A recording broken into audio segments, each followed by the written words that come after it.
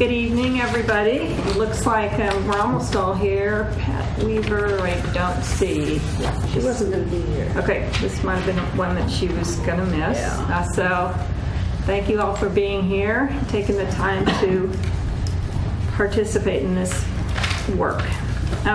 First item on our agenda is approval of the August 19th minutes. Need a motion to approve.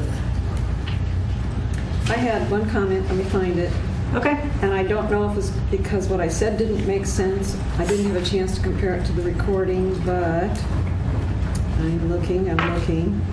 Under number 5, for scope, where's design and education included? That would be R for one thing.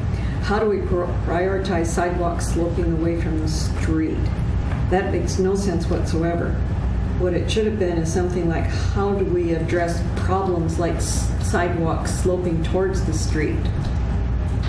They're used for drainage. Excessive slope of sidewalks. Right, Yeah. and example would be Louisiana Purchase. They all slope towards the street.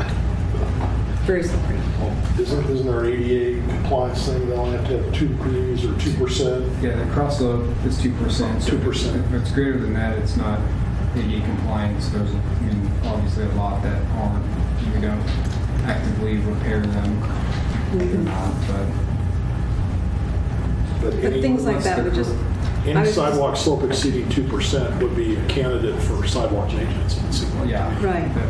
And it would show up on our sidewalk maintenance map as having a deformity of not being. Well, and I would compliant. propose that it slope 2% the other direction so you don't slide into the street. I'll tell you what, gang, let's not have that conversation now. Let's just see if Carol can amend the minutes. Are there any other corrections or changes to the minutes?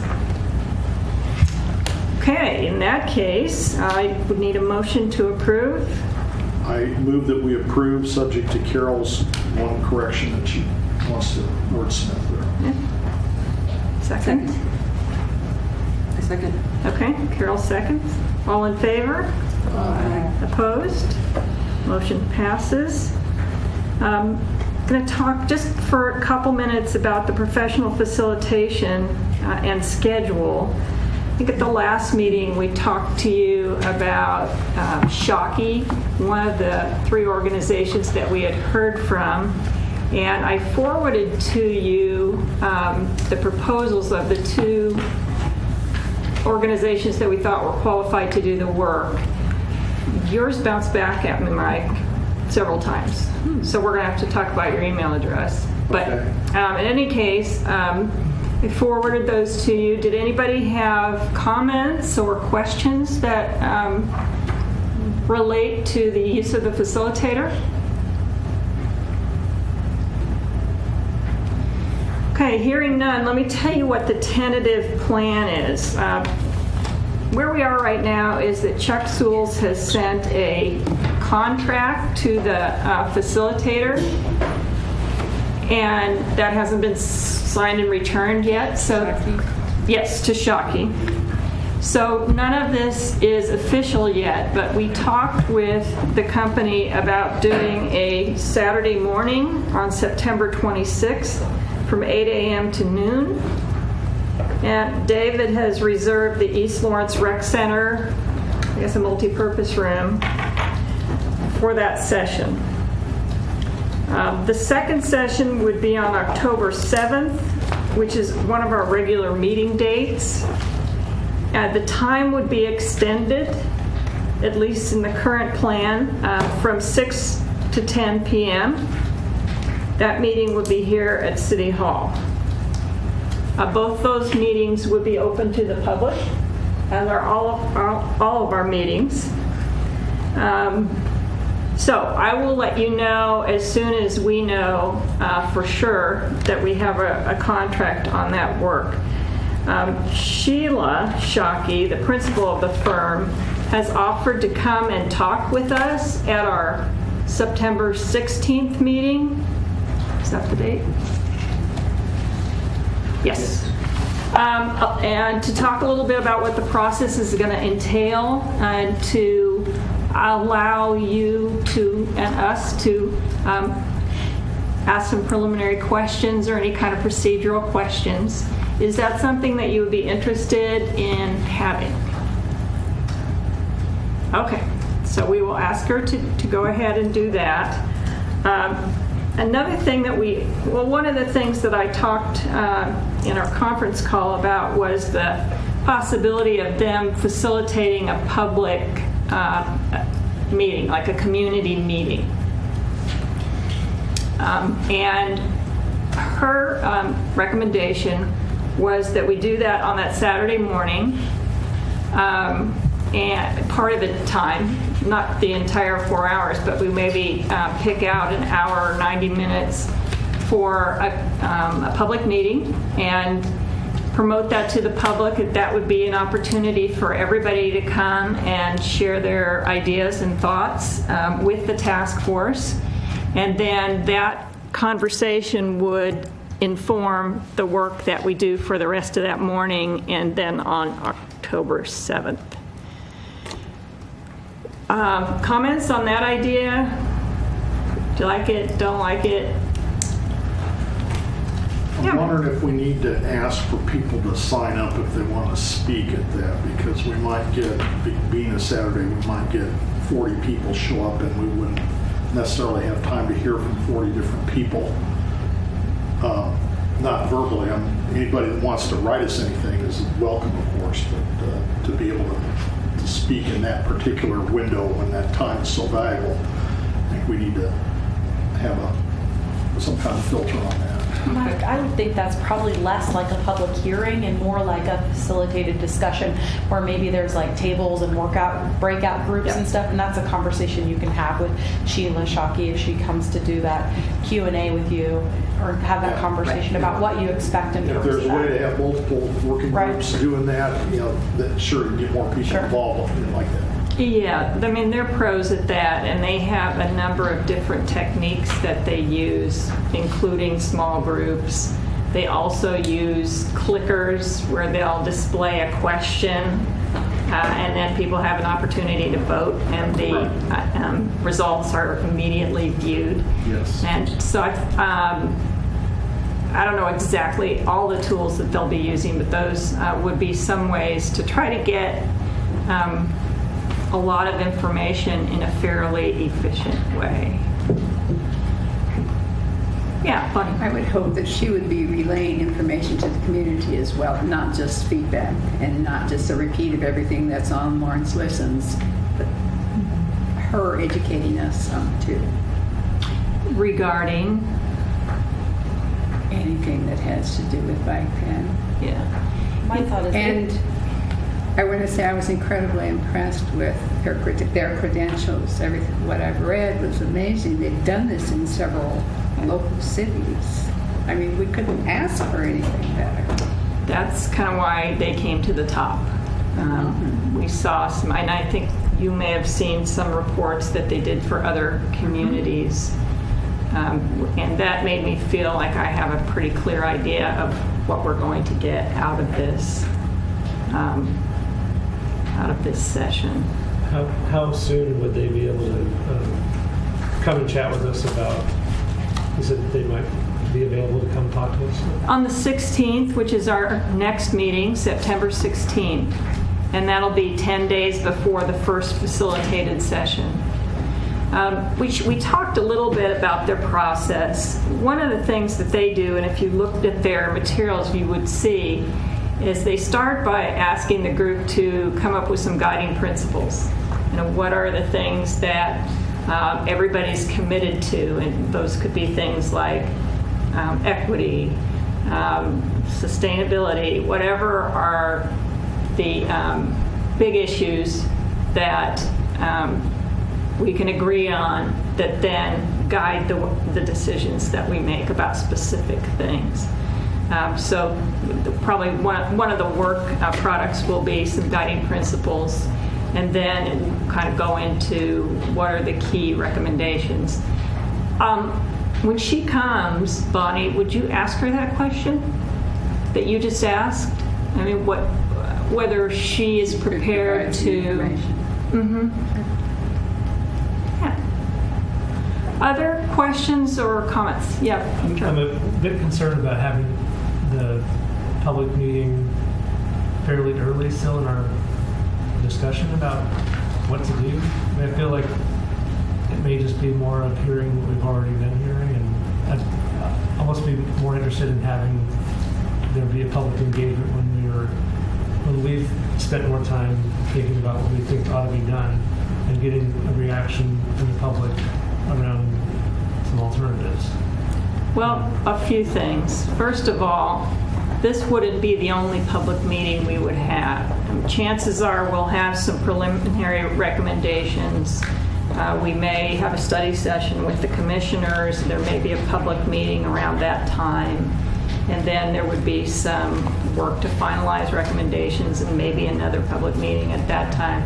I was thinking the public meeting should be toward the end of our facilitation engagement with her. But both she and Chuck said that the public doesn't like to come to something where they feel like important decisions have already been made. People want to come and know that they can say their piece and that it'll be duly considered. So it's sort of addition then to what they've already said? Well, there's Lawrence Listens, and some people have posted on that. There are probably a number of other people in the community who would prefer a live format. So I see it as another way of getting public comment, and because we're using a trained facilitator, I think the follow-up questions that she might ask and the way that we would get that input might be the most valuable versus us just doing it during one of our meetings.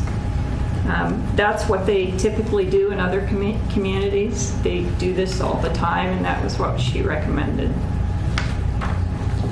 Final thoughts? Okay, we will go ahead and have, assuming that the contract is signed, we'll have her scheduled in for our September 16th meeting. And think about it for between now and then. If you have any other questions, really, we want to get as much out of this engagement as we can. So it helps for us all to be ready. Okay, moving on. The third item is a presentation that Dave's going to give on sidewalk maintenance.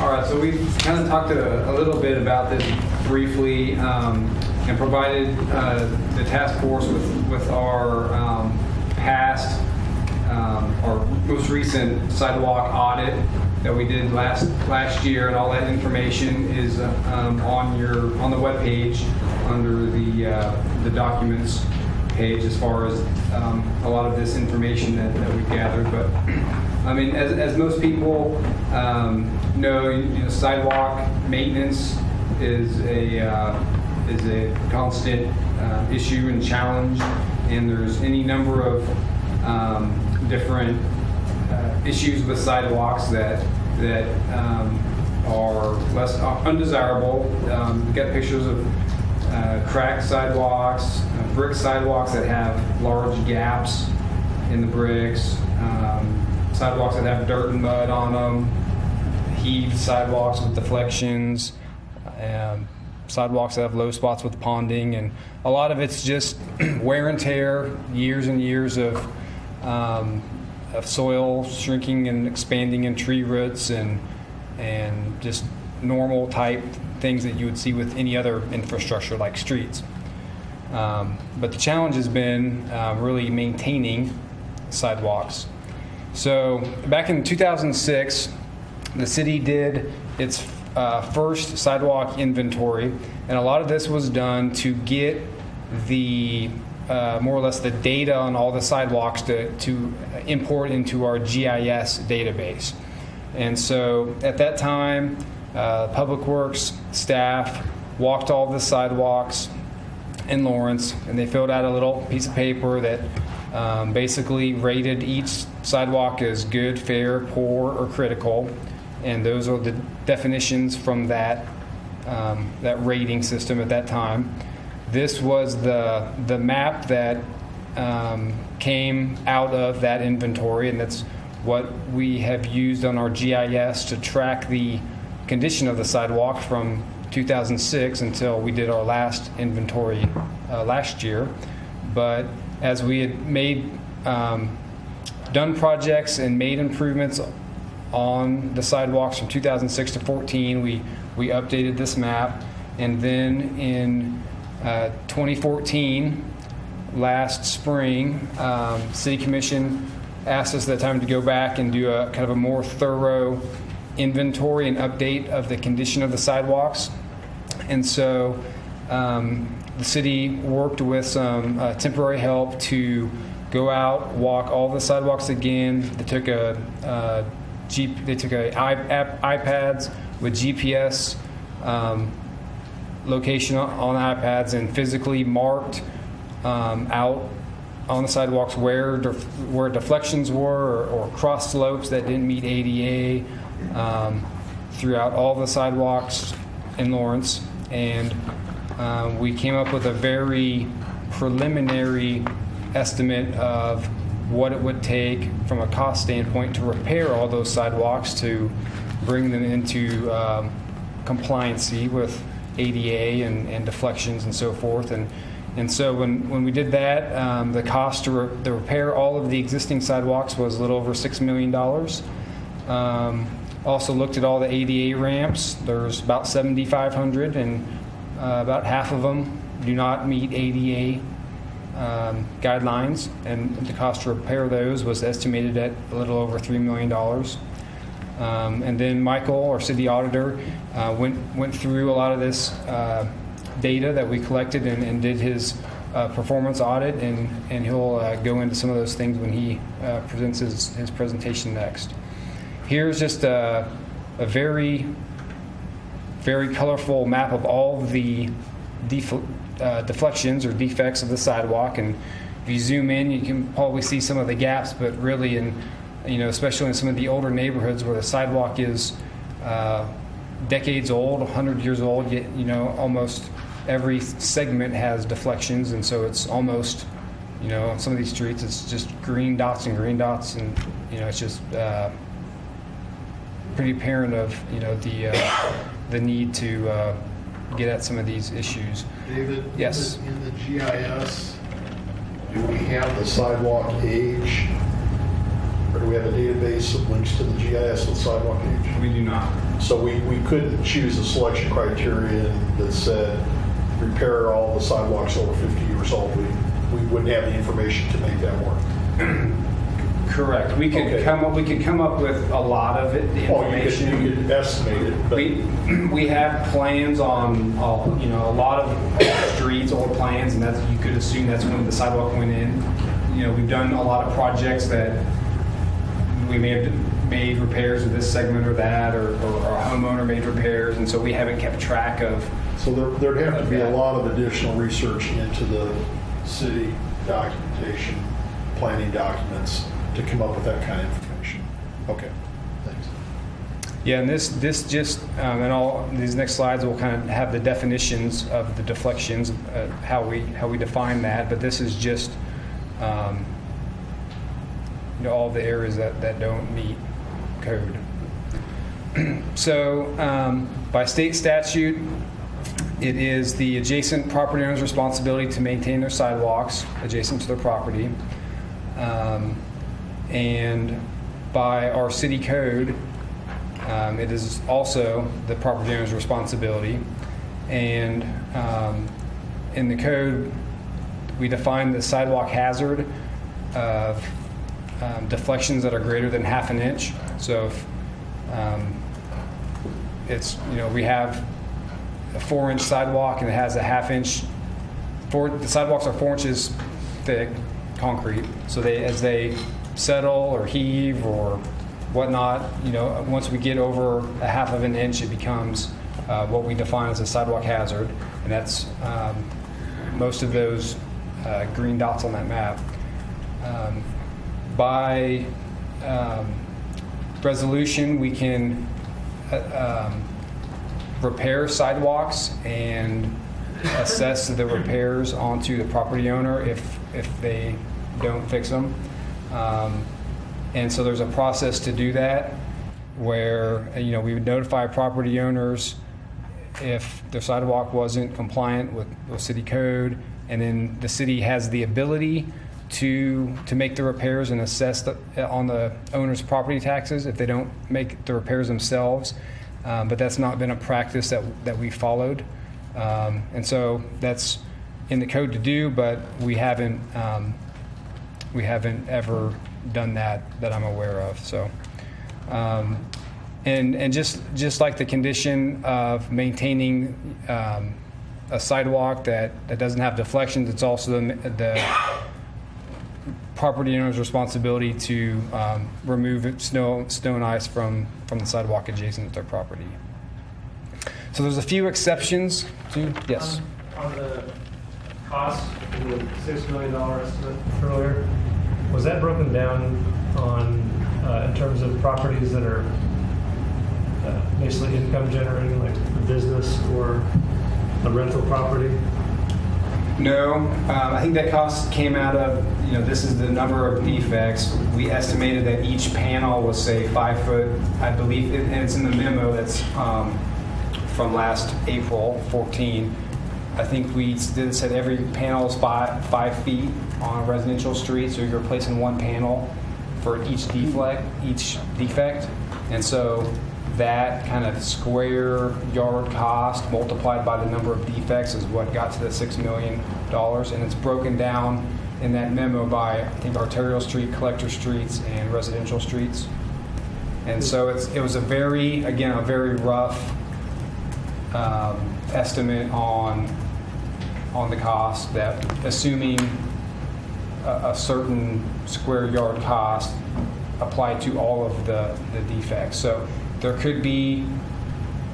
there's a potential for lower cost options than remove and replace sidewalks. I'm more curious about just the percentage of these sidewalk defects are the responsibility of the property owners that are generating income off the property versus a homeowner who lives there.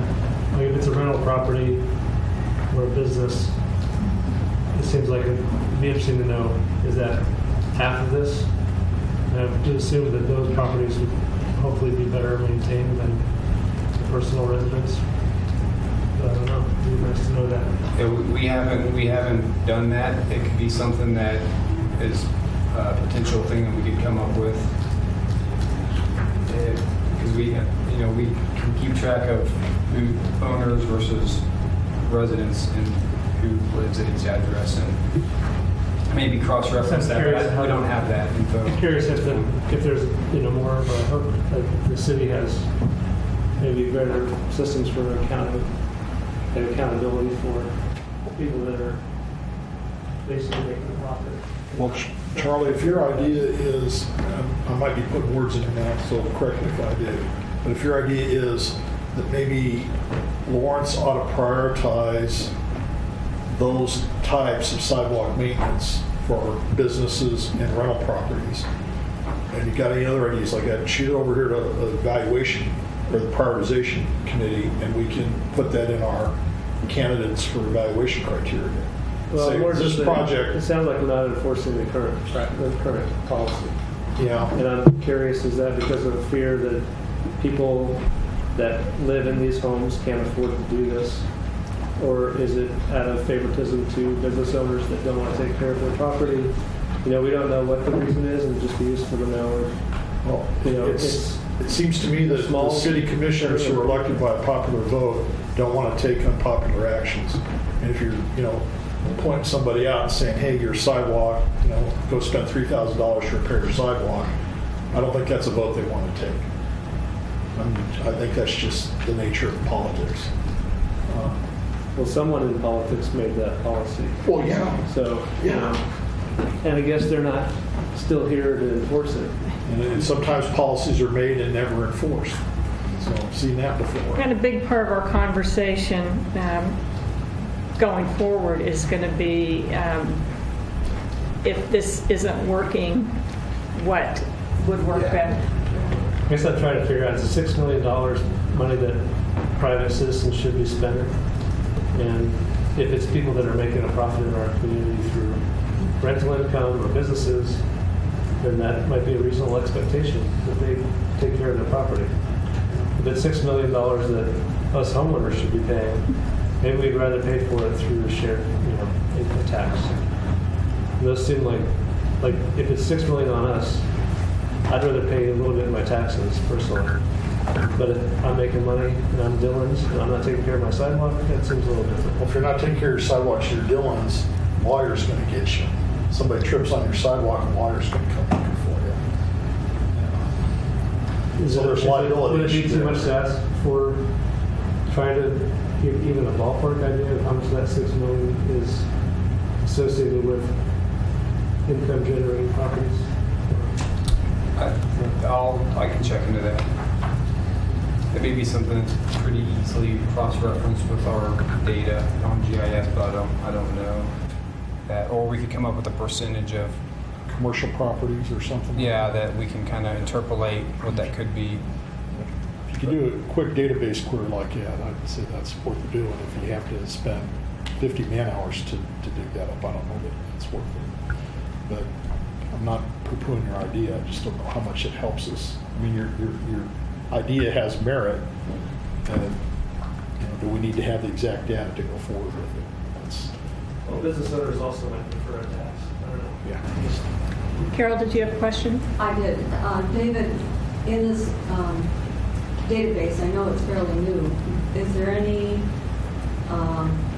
way to link to if the sidewalk should be changed, like it's too close to the street or it's not wide enough for an activity area? No, there's nothing in that map or what we did when we did the inventory that identified if it's right behind the curb versus 6 foot behind the curb or the location. It's more of just is the sidewalk up to meeting city code for sidewalk hazard or ADA. Okay. So. One last question about this enforcement that's not happening. Are there communities in Kansas that actively follow that policy? And Yeah, I think we can talk about that a little bit coming up in the slides. And I know Michael has done some comparison with other cities and what they do. So that's a good question. So there are a couple instances where the city maintains the sidewalk. Obviously, the city maintains the sidewalk adjacent to the parks, in the parks, adjacent to the parks, and all the other city-owned properties. By practice, we also maintain the sidewalks and shared use paths that are greater than 8 foot in width. So a lot of them are 10 foot width, like down Clinton Parkway, 6th Street on the south side of the street, that shared use path. All of those that were designed to be bicycle pedestrian facilities. We maintain the condition of the sidewalk and also snow and ice. Parks and Rec does all of the snow plowing of them. We also have, by practice, maintained the sidewalks that are adjacent to other pieces of city infrastructure, such as storm sewer inlets and manholes. A lot of the times when these were put in a number of years ago, the sidewalk wasn't tied to the storm sewer inlet or the manhole. We kind of do that now by practice with tie bars to tie them together so that they're integral. Most things that most happen often are the sidewalk, the storm sewer inlet or the manhole doesn't move. I mean, it's large structure, and when those were put in, then the contractor came back and put in the sidewalk, and sometimes it's tough to get the compaction around a manhole or storm sewer inlet, and then over time that sidewalk settles, and that's kind of the reason why that's occurred. And so When we have conditions like this, like in these pictures where we have those deformations, our city crews go out and make those repairs. So is that a general rule that any city improvement that might cause future deterioration of the sidewalk, the city says, okay, the sidewalk problems are on us from going forward? By practice, that's what we've done. So Okay. I don't think it is a Formal ordinance or Yeah, I anything don't like think that? it's a policy or, Okay. I think it's just something that we've taken on and as, you know, the storm sewer inlet's part of the city's infrastructure. We maintain that inlet. We maintain the sidewalk adjacent to it. That's kind of what we've done. And I think it's probably good that we've done that because a lot of them have been caused by the city's infrastructure, I guess. So, So related Yes. to is that considered a defect when you did the inventory? Like, I guess it'd also then be useful to know how many of the defects are associated with facilities that the city typically maintains. Like, that might be a highest priority. Like, if the city is responsible for that, of the $6 million, you know, if that's $1 million. Getting back to, like, you know, if it's supposed to be done privately, but in this case it's actually public, I'd kind of like to know how that breaks down. I feel like if it's public, then the public probably is the highest priority. A business or a profit-making enterprise, maybe there should be enforcement of the policy. So I don't know if you can add that into the mix of ways of breaking down the $6 million estimate. let's see. And I would also say that the one, I think, between like the storm sewer inlets and the manhole, I think the one gray area that we've seen in the past are some of the street trees. They're in the city right of way. The trees are like the grass and everything else that's in the right of way, maintained by the property owner. But I know there's been some instances where sometimes we've repaired the sidewalk because of the tree root, sometimes we haven't. So that as well is the tree part of the city infrastructure, because we make sure that when new developments goes in, they have street trees, and so eventually those trees cause a lot of the deflection. So that too, I can't really, I think we've done both. Sometimes we've made the repairs. Our parks department really has to sometimes go out and remove or trim that tree root to get the sidewalk back in adequately. So when that's been necessary because of the tree root, that we've done the repairs, and sometimes we haven't. We've sent the letters out to property owners. It usually is tree roots in some of the older areas that have caused it, and they have made or haven't made the repairs. And so anyway, yeah, that's another. And it's just probably up to interpretation and how you want to define it. So, Really quickly, we see a lot of that paint on the sidewalks. Is that the designated color for needs improvement? yeah, and I'll talk about that here, I think, on this slide. So when this is kind of the process that we follow now. We don't go out and drive the streets and mark all of the sidewalks that aren't compliant. It's a complaint-driven process. When someone sends a letter to Public Works or calls us or fills out something online on the comment form and it gets directed to us, we go out and our city surveyor visits the site to assess the condition. Usually someone that has made the complaint just provides an address and says, the sidewalk, I tripped over the sidewalk at 555 Alaska Street. So we go out, and what we do is go out, look at that location. By practice, what we've done is looked at that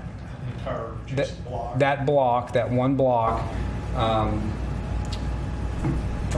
from side street to side street on that side of the street, our city surveyor would go out, and if we got the complaint at 555 Alaska Street, we would go out and look at everything on the 500 block of Alaska Street on that side of the street, mark those locations with pink paint that don't meet code. Then we provide a letter to the property owner to repair the sidewalk, and the example of the letter is, I think, in the slide or two, but so that kind of letter states that the sidewalk doesn't meet the city code. We ask them to repair the sidewalk within, I believe, about 6 weeks is our normal time period. If the property owner does not make the repair and we don't receive another complaint, we don't send another letter, we don't follow up. If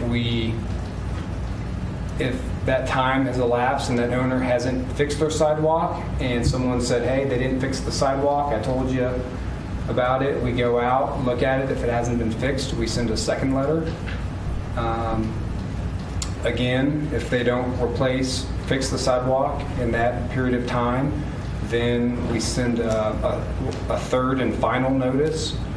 And we're coming up, I'll show some numbers of the number of letters we sent, but that final notice would then be the trigger to go back to set a resolution to fix the sidewalk if they don't fix it in time, and for the city to fix the sidewalk and then assess it on the property owner's property taxes. When the surveyor staff member goes out and marks the sidewalk, is there then update to the GIS documents if that's a bad spot on the sidewalk? No. Okay, to me that's a process flaw.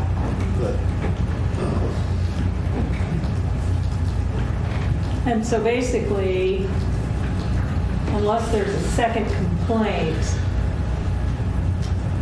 there's no follow-up. Correct.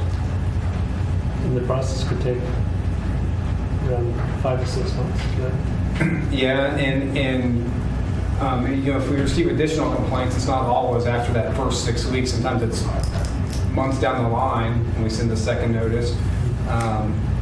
Sometimes I think the 3 notices, that's probably a year, a little more than a year to do. I remember we had one last year that it was over a year before we got to the 3rd notice, and we sent the 3rd notice, and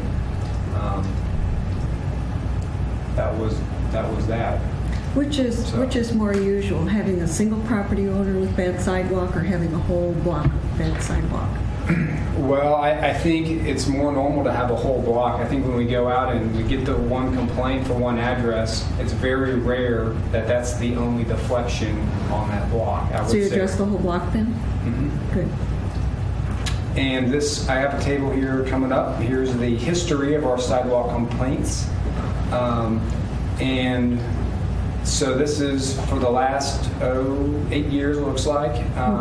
The number of complaints we got, the letters that we sent. So, if you look in 2008, we had 12 complaints, but sent 44 letters.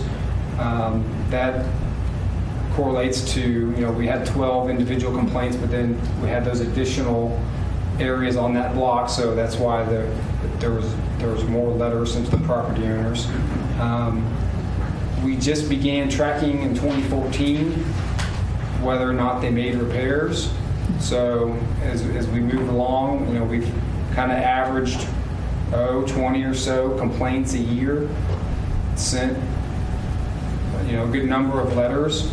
And here in this last 2 years, as we've gone back after the time period has expired for them to make repairs, we've tracked if they made the repair or not. And here for the last 2 years, and we sent a lot of letters last year, 91, about 50%, 57 last year, 49 this year. I thought that was higher than I expected, to be honest with you. When we did that, I figured it might be lower, but it seems like half the folks, or maybe a little bit of the majority, are making the repairs. So we've begun to track this a little more in detail here the last couple of years. And then, you go back to, we get 27 complaints, sent 91 letters, but there's thousands and thousands of addresses that have non-compliant sidewalks. So it's, With that notice provided, are there any resources or recommendations on how to go about those corrections? there's not. A lot of the times they do call us, contact us to ask us what is the best method to repair, and sometimes it just depends on the severity of it. If it's a brick sidewalk, it may be easier to fix than one that's really has some deflection. I think there's a point where it's acceptable. If you have a half an inch or maybe less than an inch, it could be a little more acceptable to grind that off and get it to a condition where it doesn't have that deflection, and it may be less costly than replacing that segment.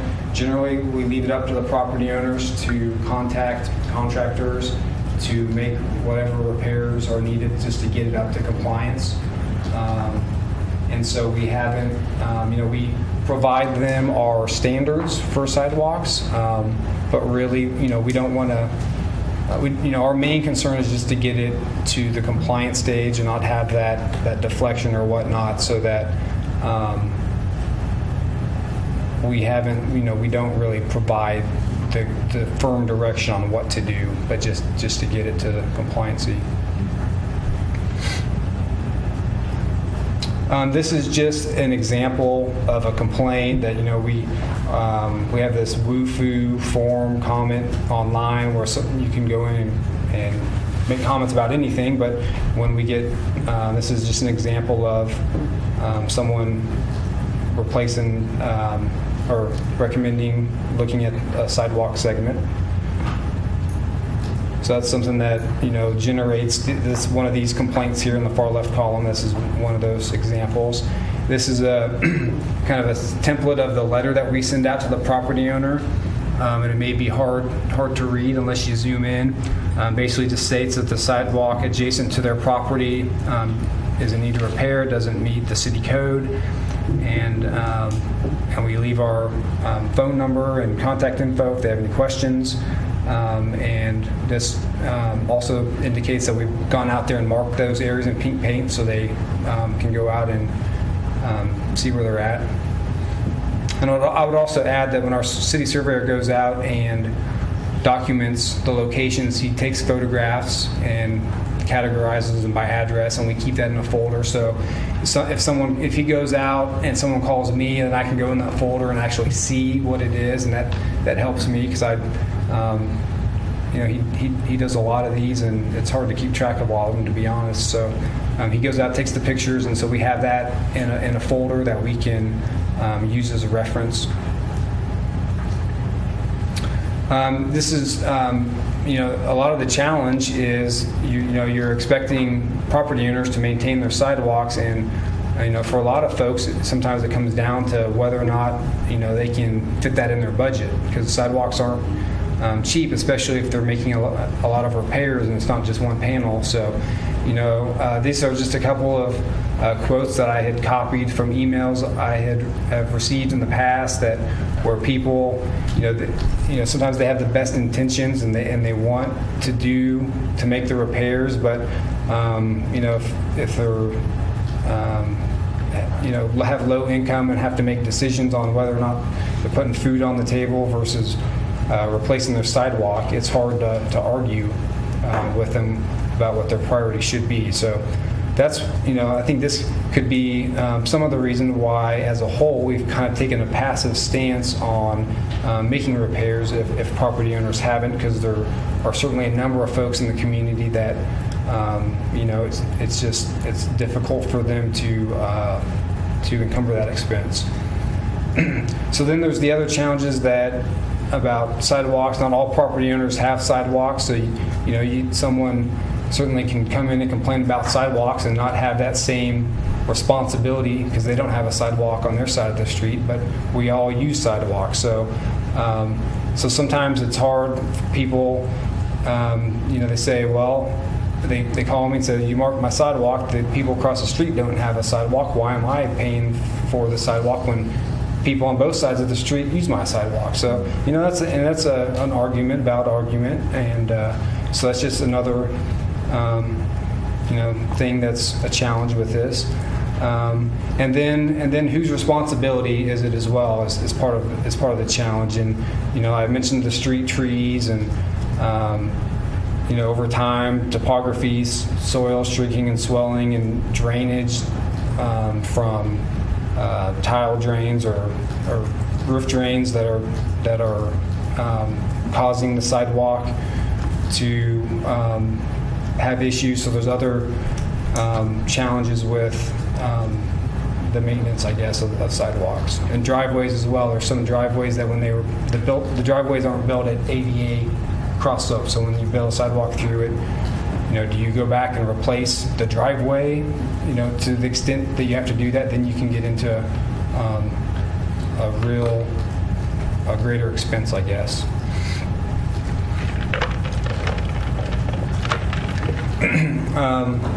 So our standard for sidewalk is 4-inch thick concrete on compacted subgrade.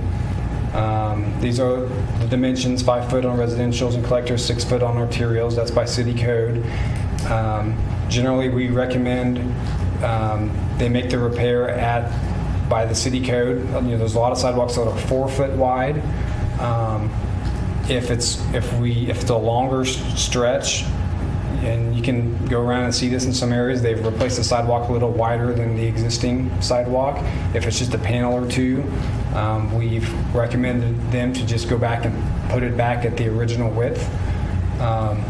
In the historic environs, the property owner we've given them the option to make the decision to restore with brick if it was brick before, or to replace it with concrete. And back to the original width. And there's some sidewalks that are 4 foot 3 inches or 4 foot 6 inches or any number of dimensions in some of the older neighborhoods that if they're in the historic environs, we give them the opportunity just to go back to make it at the original width. Is that required when a property is designated historic? I think there's rules about maintaining the exterior appearance to the historic appearance.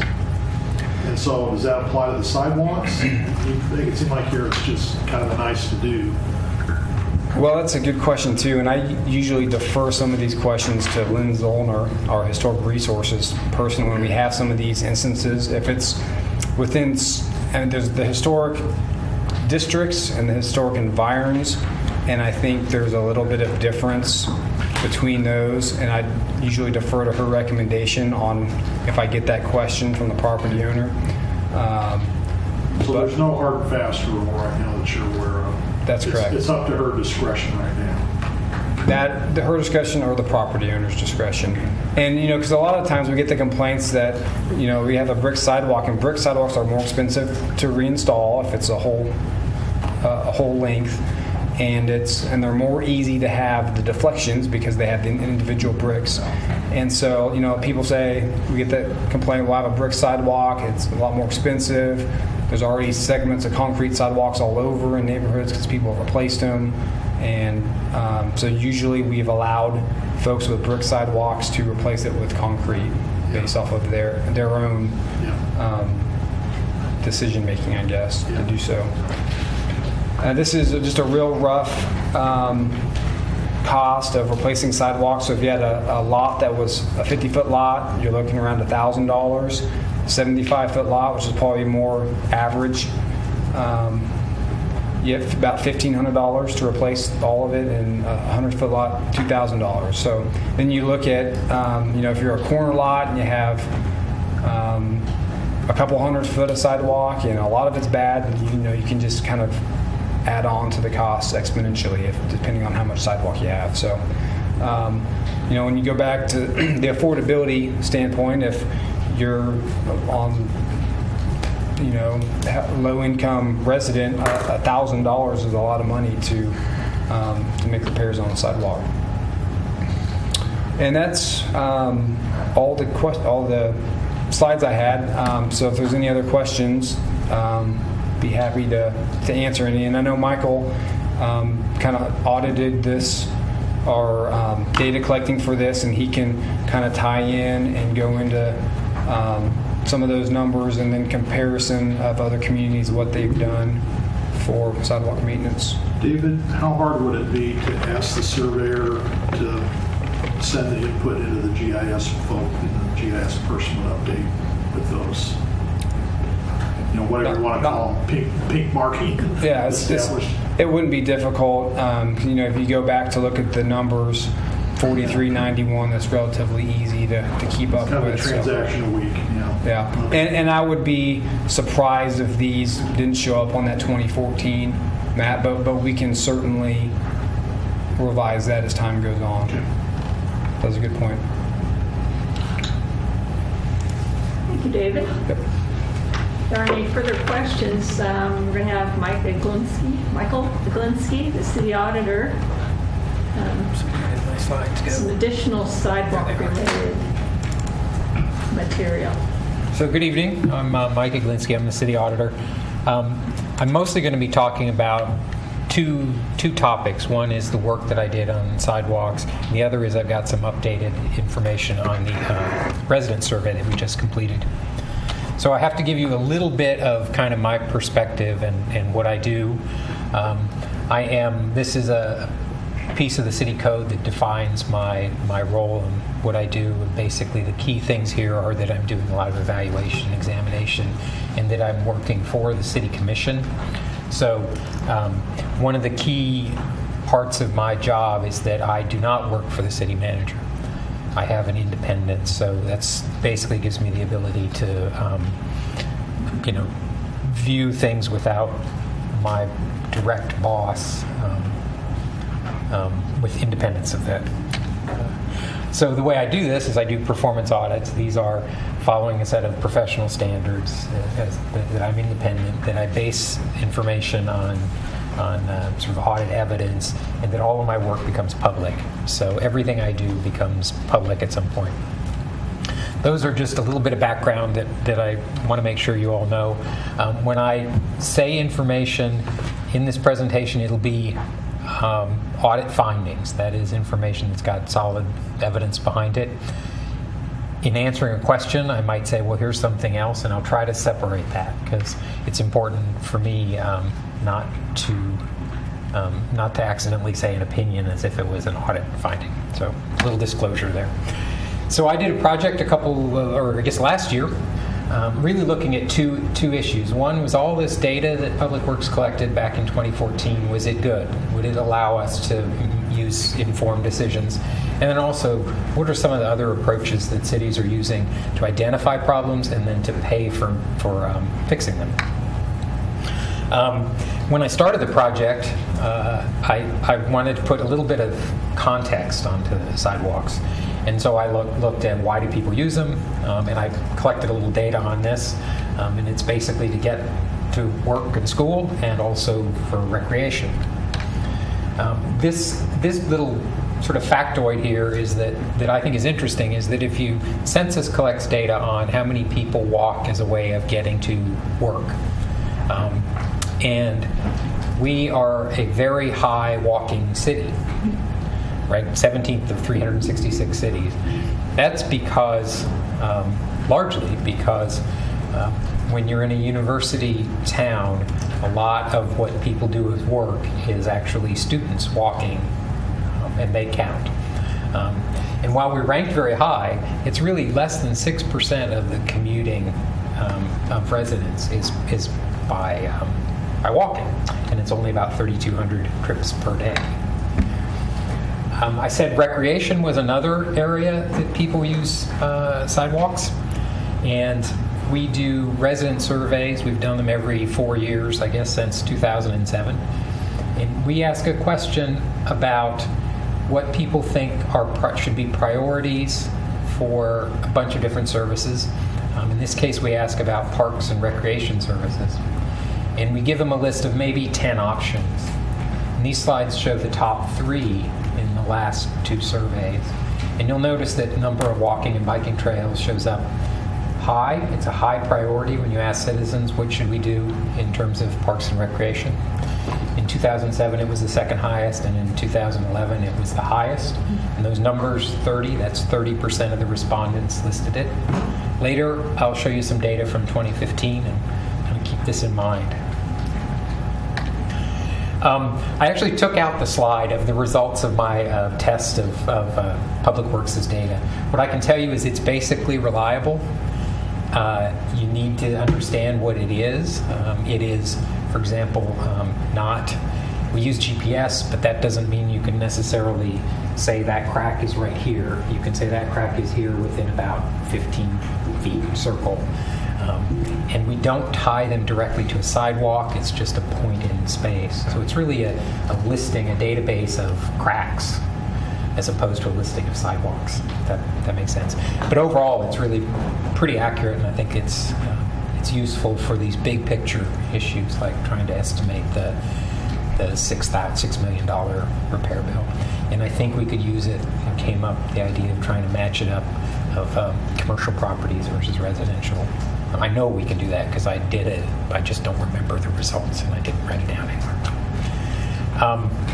The other piece of my work, though, was looking at some things that other towns do, how they identify defects and how they get them fixed. And I looked at two types of communities. One is I have a list of what I call college towns, which are college towns. They're very much like Lawrence in terms of population, that they're sort of, just very much like Lawrence. So Iowa City is one of them, just to give you an idea. And I also looked at towns that have a high rate of walking as commuting. There's a lot of actually overlap in those two groups, although I looked at 15 college towns and then 10 other high commuting towns. And I looked at these two questions. So the first question was just how do they figure out what they need to maintain? And there's really a range. Now here in the far left, you'll see more or less what we do, which is respond to complaints. And on the far right, you'll see a process of systematic inspections, on an established regular basis. So some communities will have inspectors who go out every year maybe and inspect 20% of the sidewalks in town. And the next year they'll do another 20%, and they'll kind of go around. And they have a standard set of ways of looking at them and collecting data. But just responding to complaints is another possibility. And I think this is opinion, not audit results, but I think that responding to complaints, the sort of approach that we've typically used, is probably the dominant way in the Midwest of dealing with sidewalks. So the other question was, how do we pay for them? And again, there's this range. On the far left, it's the adjacent property owner has to just pay. We're in the one that's kind of next to the far left there of the property owner. The property owner is expected to pay.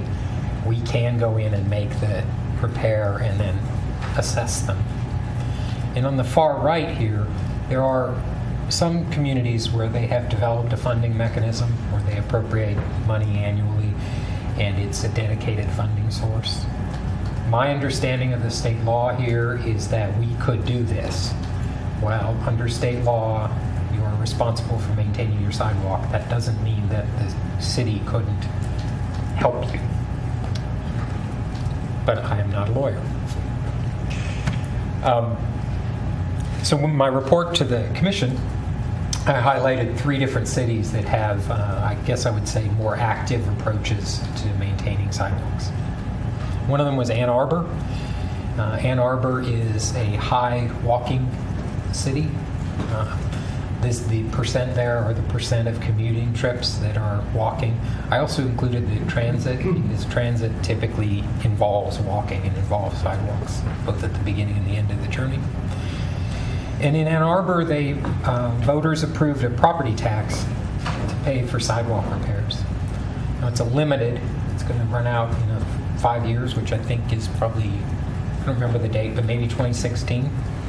But it raised a fair amount of money, and it's allowing them to go out and do systematic inspections to find the problems, and then the city will make the repairs, will pay for the repairs.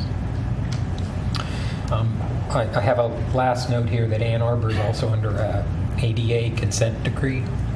So part of what they're doing with their funds is fixing all the ramps in the states, putting in ramps and all the ADA features that they needed to do. So another city I looked at was Iowa City, which is in my college town list. It's also a high walking and high transit town as well. And they don't have a dedicated source, but they do appropriate money every year for a sidewalk inspection. The inspection process is by zones. So I don't remember the number of zones, but let's say it's 10.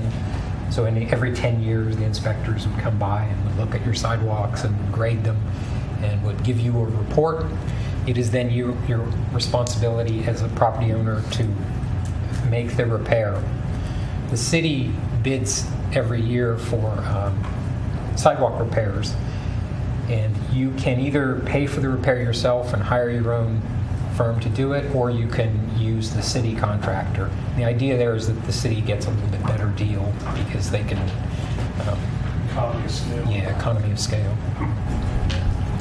And so the city helps a little bit there, but maybe not a lot. Can I ask a question on that one? What is funded with the general tax revenues in that example? The city program, the inspection program. The inspection program. Yeah. And the last city I highlighted was Corvallis, Oregon. It's another college town. Again, lots of walking and lots of transit. They have a charge for every utility customer, 80 cents a month. It raises money that they then use for making repairs. They have a systematic inspection program that goes zone by zone around the city, and they employ a contractor who will make the repairs. Corvallis is interesting in a couple of ways. One is that they use this utility charge, and that's at least in part because Oregon doesn't have sales taxes and they don't have an option to use anything. They really have some really limited tax options, and this is a way that they legally can raise revenue. The other thing is the sidewalk program in Corvallis is really one of three programs that were all put in place at the same time, all funded by these utility charges. They were part of the city's effort to do kind of sustainability initiatives, and it was three things. One was trees. I think they call it urban forestry management, something like that. And one was transit. So the bus system in Corvallis, if you have a utility bill, you pay for the bus system. And when you get on the bus, you don't have to get a ticket or pay a fare when you get on, but you can use the system. So I don't know if that's all. Yeah, I'm happy to answer any questions about that. But if not, I can move on. Would you? Sure. I'm sorry. When you did the percent of what percent pedestrians and percent transit? How did that compare to Lawrence? So Lawrence was 6% walking, and the transit numbers, I want to say, are about 2%, which is fairly high, and it may be growing. I'm sure it's growing, actually. This data is from 2012, I think. The other thing, I think it was on your second slide, maybe your third slide. Oops, one wrong way. I'll find it. Like here somewhere? Yes, that one. Mm-hmm. I did not see a category for people who walk for errands or walk to visit neighborhood activity type of walking. Is that because? We don't have data on that. Okay. Census doesn't ask them. The census asks, how do you get to work? What percentage of trips are by, like, What was the question? Jessica might know. I don't know It's off the top low. of my head. It's all census journey to work trip data, and we can look it up. Yeah. 1% would be a good Yeah. estimate. I know one of the interesting things is that walking over, if you go back to like 1980, the percent walking has been declining steadily, and the percent biking has been just barely creeping up. It's still really, really low, but it has actually moved up a little. Do you know anything about when those communities implemented their policies? Has it been 5 years? Have they had them for 4 So years? I know a little bit. Ann Arbor, I want to say they put in place around 2010. I might have that written down here, but it's fairly recent. And Corvallis was also probably around 2010, fairly recent. Was Ann Arbor as a result of the 88 lawsuit? I don't think it was as a result. I think those were sort of happening at the same time. And I don't have the dates for those, sorry. You don't have Lenexa included in your slides. But since it's a Kansas community and they have taken on sidewalk maintenance, I'd love to hear more about that. Is there anything you can share with us? I have no idea what Lenexa does. I think they're in Chuck's presentation last meeting, or the meeting before. Yeah, they maintain their He sidewalks. had, They mean, Through, Well, next, the city government budgets for it has a line item. through sales tax for street maintenance. Yeah, look, I'm wondering on the spectrum of options, is that a dedicated source or is it just part of their annual budget process? That. Well, it's kind of to the right edge. Is it the right edge topic there, or the? Yeah. Well, the Yeah, far right. right is a dedicated funding. Just to the left of it is the budget. But whether it's earmarked or not, it's the city's doing it, so that's completely different than the way we're doing it here. What did you get the far right? Yeah. Mary Ann, you had a question? Besides your case studies, is there any correlation between the quality of sidewalk and the amount of people who use sidewalks? I can't answer that question. Going away from my audit evidence, my suspicion is that there is not much. I think in my observation is that the parts of Lawrence where you see people walking are pretty much match up, walking to work match up with where the sidewalks are worst. But you see people walking all over town for more recreation. You know, people walking dogs you see everywhere. I don't know that there's I think people tend to just put up with. Charlie would know the specifics better than I, but I think in Safe Routes to School, we took a snapshot and asked kids, how did you get to school today? And I think for the school that I'm involved with, it was 14%. Well, that's kind of almost twice as much as what is in the census numbers.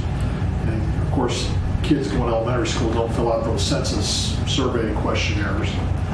So I find that quite remarkable that there's a factor of 2 difference between that and the census. Does that cause you any concern? Nope. Well, I mean, yeah, you're not going to lose sleep over it, but I'm saying from a methodological, I mean, you have one source of data says one thing, you have another source of data says twice as much. Kids. Yeah, but once they're around School, putting to work. I think that kids go to school more on foot than adults go to work. But the communities where a lot of adults walk to work and the communities where a lot of children walk to school, there's probably pretty good overlap. There's probably what? There's probably a lot of overlap. And I know I looked at some data just a couple of days ago in another context where that walking to school has really declined. It's another of those things from the 80s. Over time, over decades, yes, it has declined. Really I've seen a data lot. like that as well. But isn't that pretty typical for our Safe Routes to School, 14%-ish across the city? Is there any correlation between the number of school children, whoever is walking, and the type of comprehensive plan of the community? For example, I was reading the updates to Horizon 2020. It refers to nodal planning, is that right? Nodal, where you have smaller communities within the community that you can walk to. You have destinations that are close by.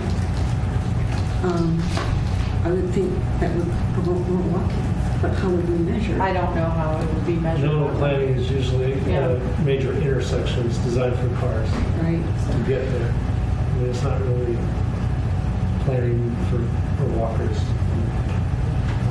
So Mike, one of the things I think No, about. that's what we do with walkers in 6th Street. Put everything right there. And you don't get an exception. You can, most people drive to get there. And I think some of that, if you think of the census data, it's talking about commuting, it's on a high level, it's a sample, it's of our metropolitan statistical area, or, and so when you look at what we do, like collecting bicycle and pedestrian counts, we break down, we have traffic counts, and then we have our projected bike ped counts, and there are areas where we find anywhere between, 20 to 1% or 0% of trips. And so by different mode types or based on facility, like what's available in terms of infrastructure, and also, where is that in terms of destinations for people? We see all different types of usage. So across what our I just community. heard from you is the census data and the Safe Routes to School data are probably both reliable for what they looked at. Okay. It's also, I think, important to know that the commuting to work, that census data, if you were to look at all car trips, the majority of car trips are not for work. And people think they're surprised by that.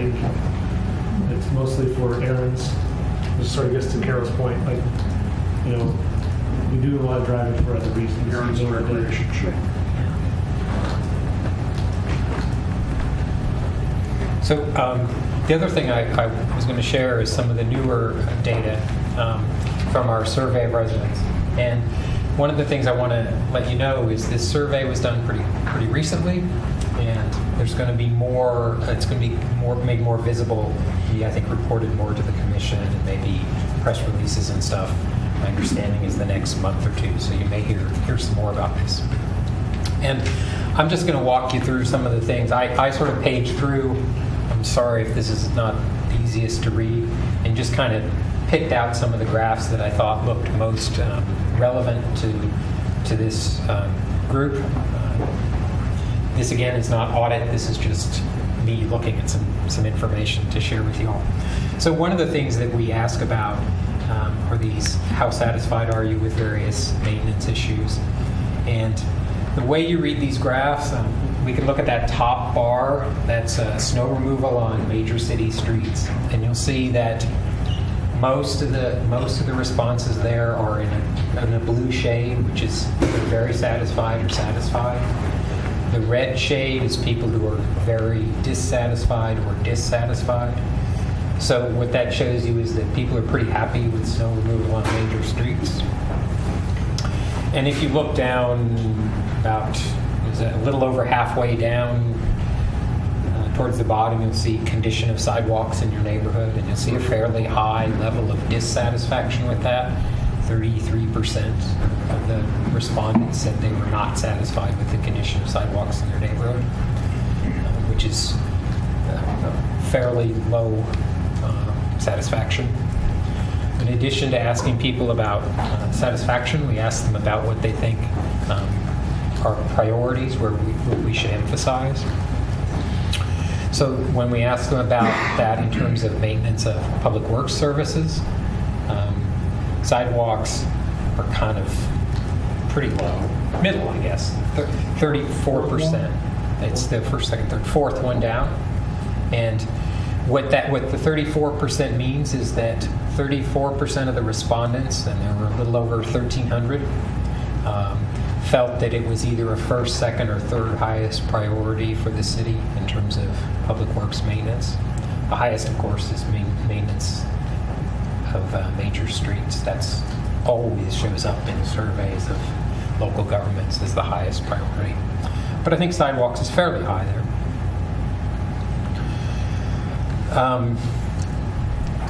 We asked that question about satisfaction with parks and recreation services, and this one, the number of walking and biking trails is dead last.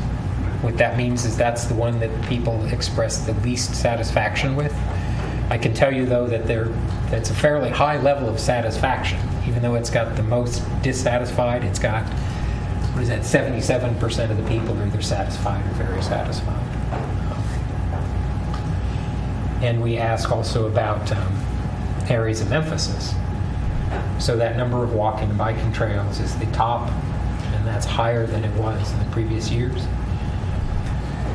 So when they're trying to look at survey data and make sense of it, that would make walking and biking trails a high area. People are unsatisfied with it compared to other parks and recreation services, and they think it's important. So I think that's an interesting little... Is this a survey that was mailed out and was done randomly and all that? Yes, so it's a random survey, primarily mail. I think they did phone follow-ups for non-responses. Had a total responses of, I think, 1,300. There's a big sort of limitation to the survey that I'll touch on a little later. I think this was a new series of questions that we hadn't asked before, but it's general questions about transportation services. And I characterize this as bike and pedestrian services. There's mixed satisfaction. You'll see, just kind of, to me it's a little hard to make much sense of this. One of the things that's important about this is showing, this is excluding people who answered that they don't know. And in some services, there's going to be a fairly high number of people who say they don't know. So if you ask people about how satisfied are you with, I'm pretty sure connectivity of bike lanes, there are a lot of people who answered they don't know. But those who did answer, a lot of them were not satisfied. Again, we asked how important are these issues. The east-west travel in Lawrence, I think, is always what people say is the most highest priority. I think it's interesting that the second priority here was the safe routes to school, which was, I don't think we asked about that before, but that was an interesting area.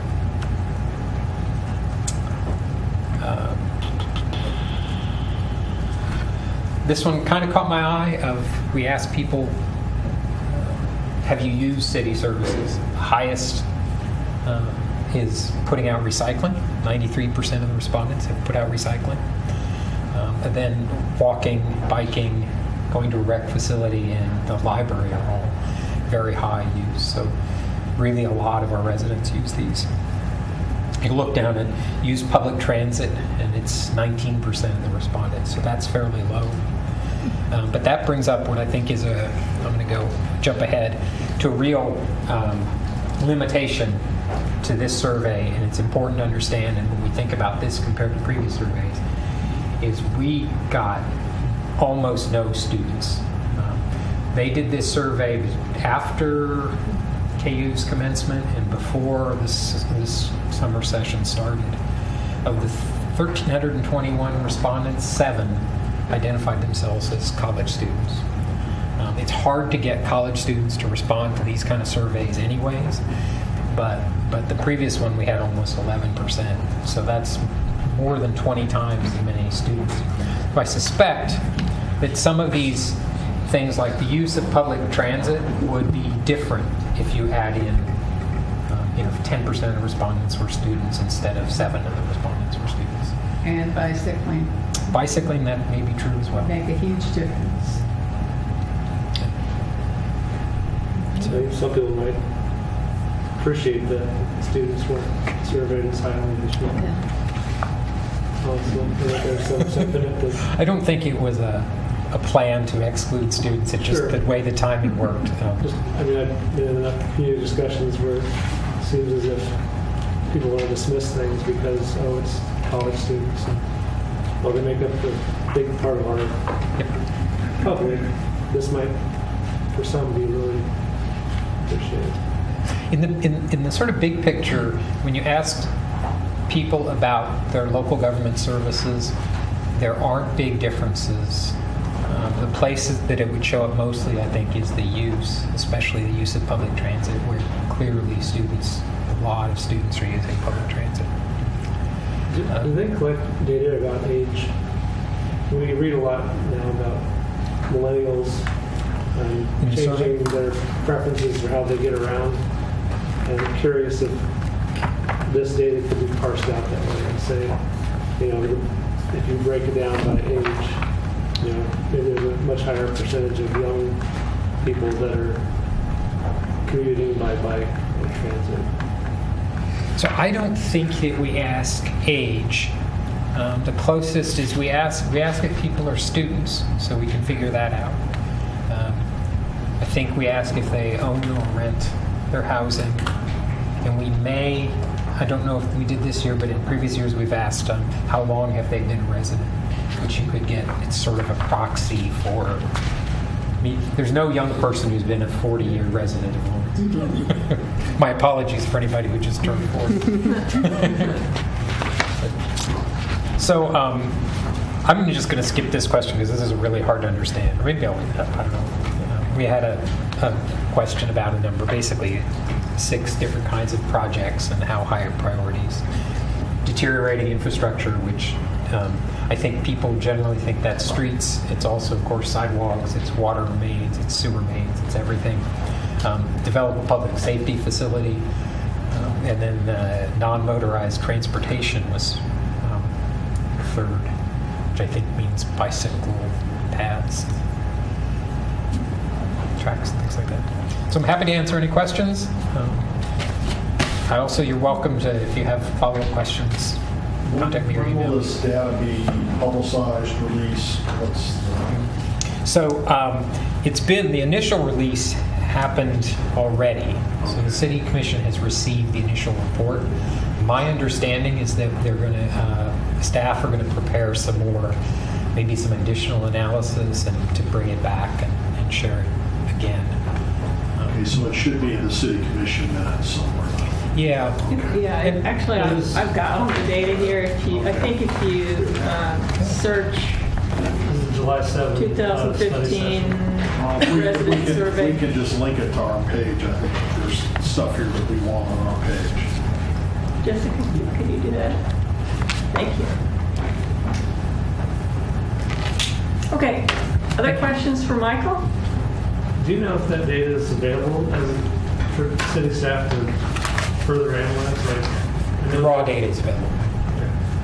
I'm sort of curious how, among those that answered in certain ways that might be aligned well with this committee, how they might look sort of distributed around the community, like geocoding it. And I know that ETC has done that geocoding on these things in the past.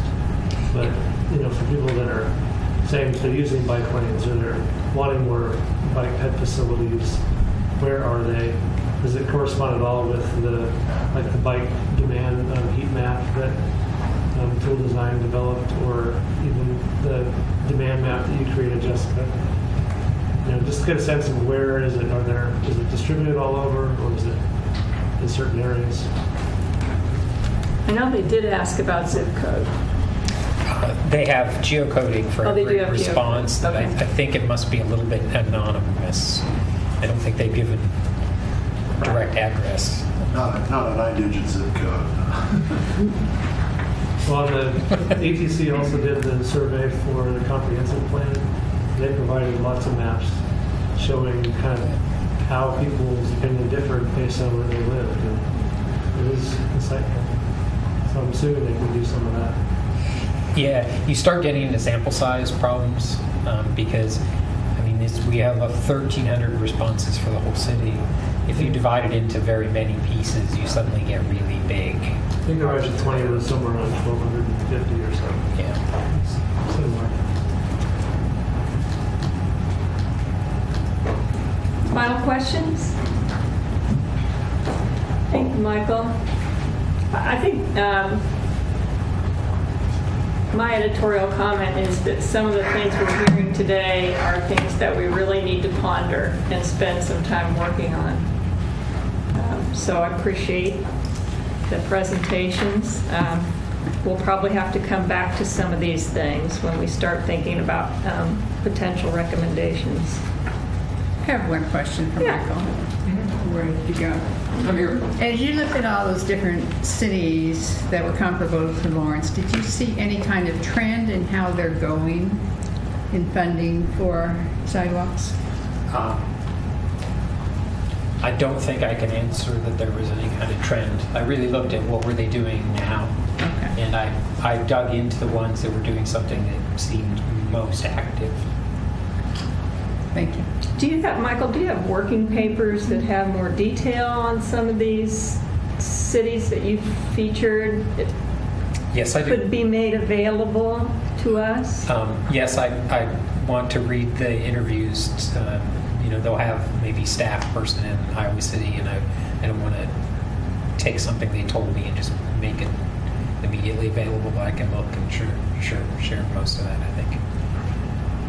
Could I I'll take be a look at that. interested in a few more details on some of the funding models, especially how they actually work? And I suppose we could do some follow-up with some of those cities as well if we wanted details. Sure.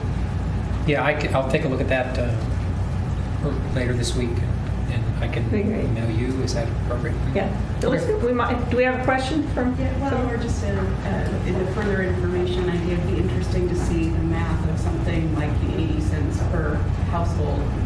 How would that play out in warrants if you did something like that, and just to have some sense of scale. Chuck presented it last week. Great. Yeah, last week we went there. Thanks. Okay. I can look on mine too. If we could see how they implemented the money that they had. Yeah. I mean, how did they take care of the equity issues? It sounds like you might need to provide us your staff, your contacts at some of the cities so we can follow up.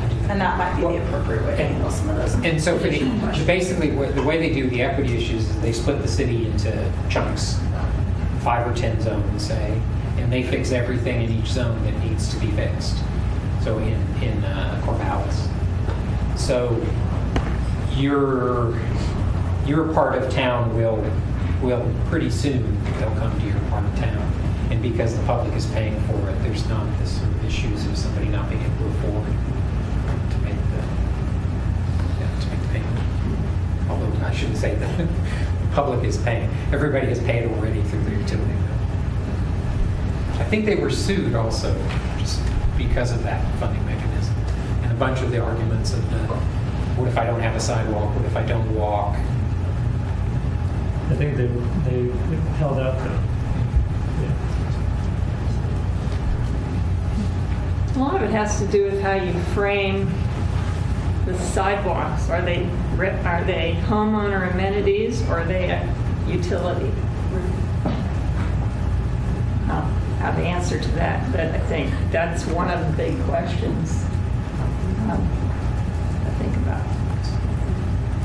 All right, we have Jessica up next, reviewing the countywide bikeway plan. So I have 7 slides. I've given you some handouts. This is a pretty basic overview of the plan for our countywide bikeway plan. I recognize you probably want to chat a little bit tonight, and Mike sent out some stuff, so I will try not to go too quick, but this is pretty brief. I've provided you some handouts tonight.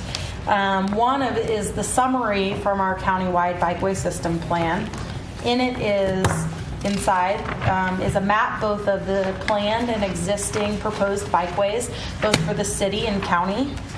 And then the third piece is some posters that we had used at our public engagement events that have the 5 E's of bicycle planning that talk about what that looks like for each of the E's.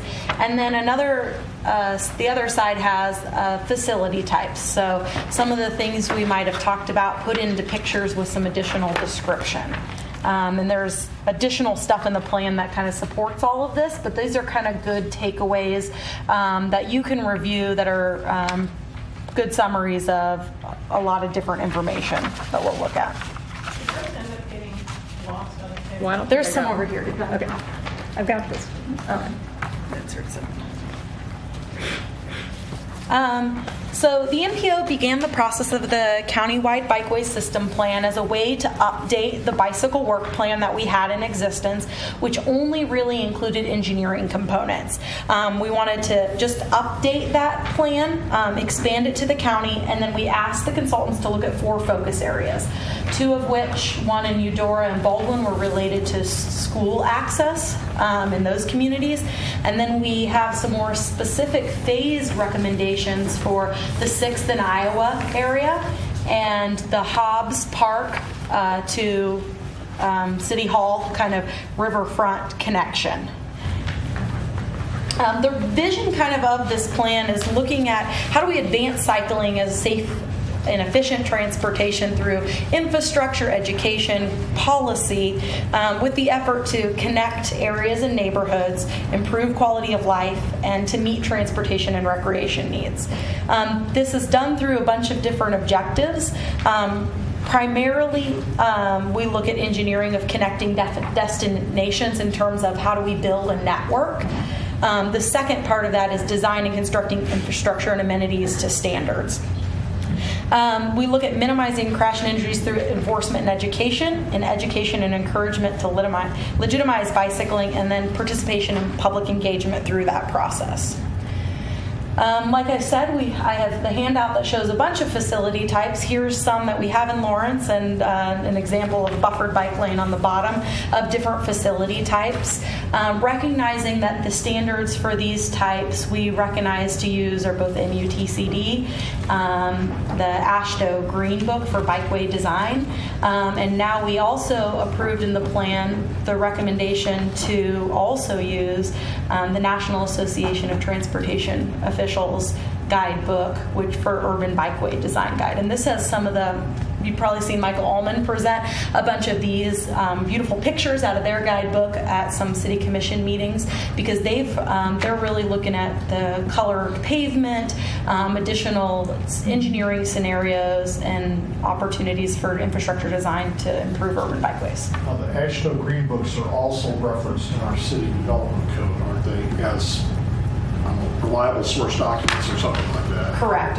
Okay. And I think the NAPTO guide, it's a newer reference material that we had that conversation, is that appropriate for our community in terms of some of those design guides, because some of them are more less proven. They are more in research phases. Some communities got trial by design, to do some of those, and then they've been approved over time, or they're integrated into some of those other more traditional design guidebooks.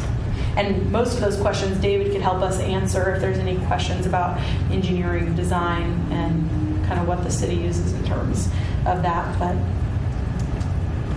did you say that those four are all in Lawrence? no, the buffered bike lane is not in Lawrence. We do not That's have any what I was buffered wondering. facilities. Yeah, but the other one, this is Connecticut Street on the bottom, with the other one on the bottom left, with the Sharrow marking. That's 9th Street with the bike lane above it, and then Bob Billings, I believe, on the top right with the shared use path. So this proposed bikeways, when we looked at building these networks, a lot of these lines have been around for a long time. And then we reviewed some of them and changed facility types. But in general, there is in the city limits, there's about 261 miles of existing or planned bikeway. About 39% of that is existing, and 61% of that is planned. For the countywide, so we just expanded the plan network to the county, so there's 396 miles countywide. Of that, 27% is existing and 73% is planned. So that includes all the different facility types across the network, including things like a bike route, which would be signed or possibly have Sharrow markings, all the way up to a more constructed facility of what we think of like a bike lane, which we see the line on the street and it may be more visible to drivers. And of course, David's list, we can calculate the miles of what of that has been constructed over the last few years. A majority of that is probably the shared use path network that's circles the city, and you can see that just kind of in terms of line density. We have cost estimates and planning level cost estimates for all of the facility types recommended in the city of Lawrence, and then there's also some recommendations. We coordinated with the KU master plan process to coordinate some recommendations for the KU bikeways, so some of that could be considered possibly their responsibility if you're looking at costs. In that, these are all broken down in itemized lists with destinations, with roadways listed and to and from, and by facility type. And of those recommendations, you're looking at 1.8 to 3.1 million dollars of improvements based on the recommendations for facility types in this plan.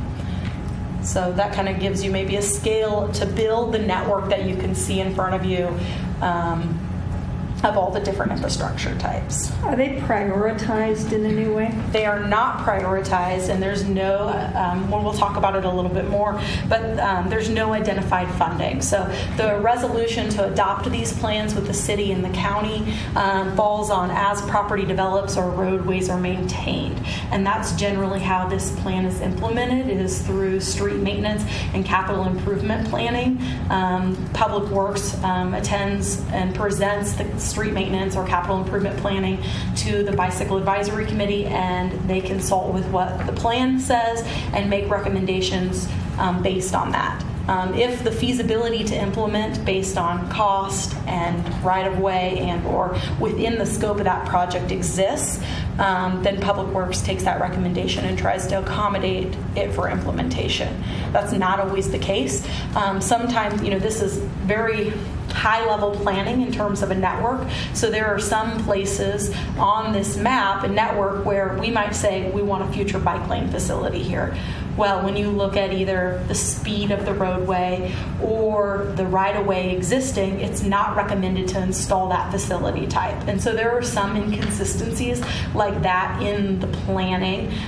The idea then is that through the process of updating this plan and updating the long-range plan, we can try to accommodate some of those changes either in design or other things. So, for example, we might have drawn on some of these lines for bikeways when the standard for a bike lane was 4 foot. The standard for a bike lane is no longer 4 foot. So within existing right-of-way, we might not be able to accommodate 6 foot now, and therefore it would require a larger scope to the project in terms of what the cost is, where it might have been estimated as only restriping. Well, that's not really the engineering. It would require more engineering analysis. On the, which one is it? The dash red and the dash green lines. I noticed a lot of them are on major streets, like Iowa, 6th Street, 23rd Street. Sharing with whom? I'm sorry? What are we sharing with? What are the bikes sharing with those dash lines? In terms of what's dashed, that's just what's proposed to implement that facility type there. Right. It means there's nothing there now, but in the future, that's what we would call. Is that what? Sidewalk. So it would be shared with pedestrians or shared with vehicles? For a shared use path. So the standard for a shared use path facility would be a bicycle and pedestrian shared facility. So like on 19th and wherever the dash lines are, I understand. Carol, let me tell you about 6th Street. It's got a 10-foot wide sidewalk that's separated from traffic from Monterey all the way out to the edge of town. Mm-hmm. And it's about as nice as you can get. I don't know how much more deluxe we could get than that. So that's showing that solid green line that's on the south side of 6th Street there. That's a great amenity. But 19th Street is extremely narrow and congested, narrow sidewalks. Sure, so this is only bikeways, so the dashed line sections of 19th Street call for future bike lane. So those would be within the road right-of-way because the facility type would be bike lane. So only the green dashed lines would be shared bike ped facilities. Like on 23rd Street? Correct. And when Public Works is redoing parts of streets, do they go to your plan? Take 9th Street, for example, where you have several blocks that have a bike lane and then it ends. Are they trying to complete a part of the plan for that street?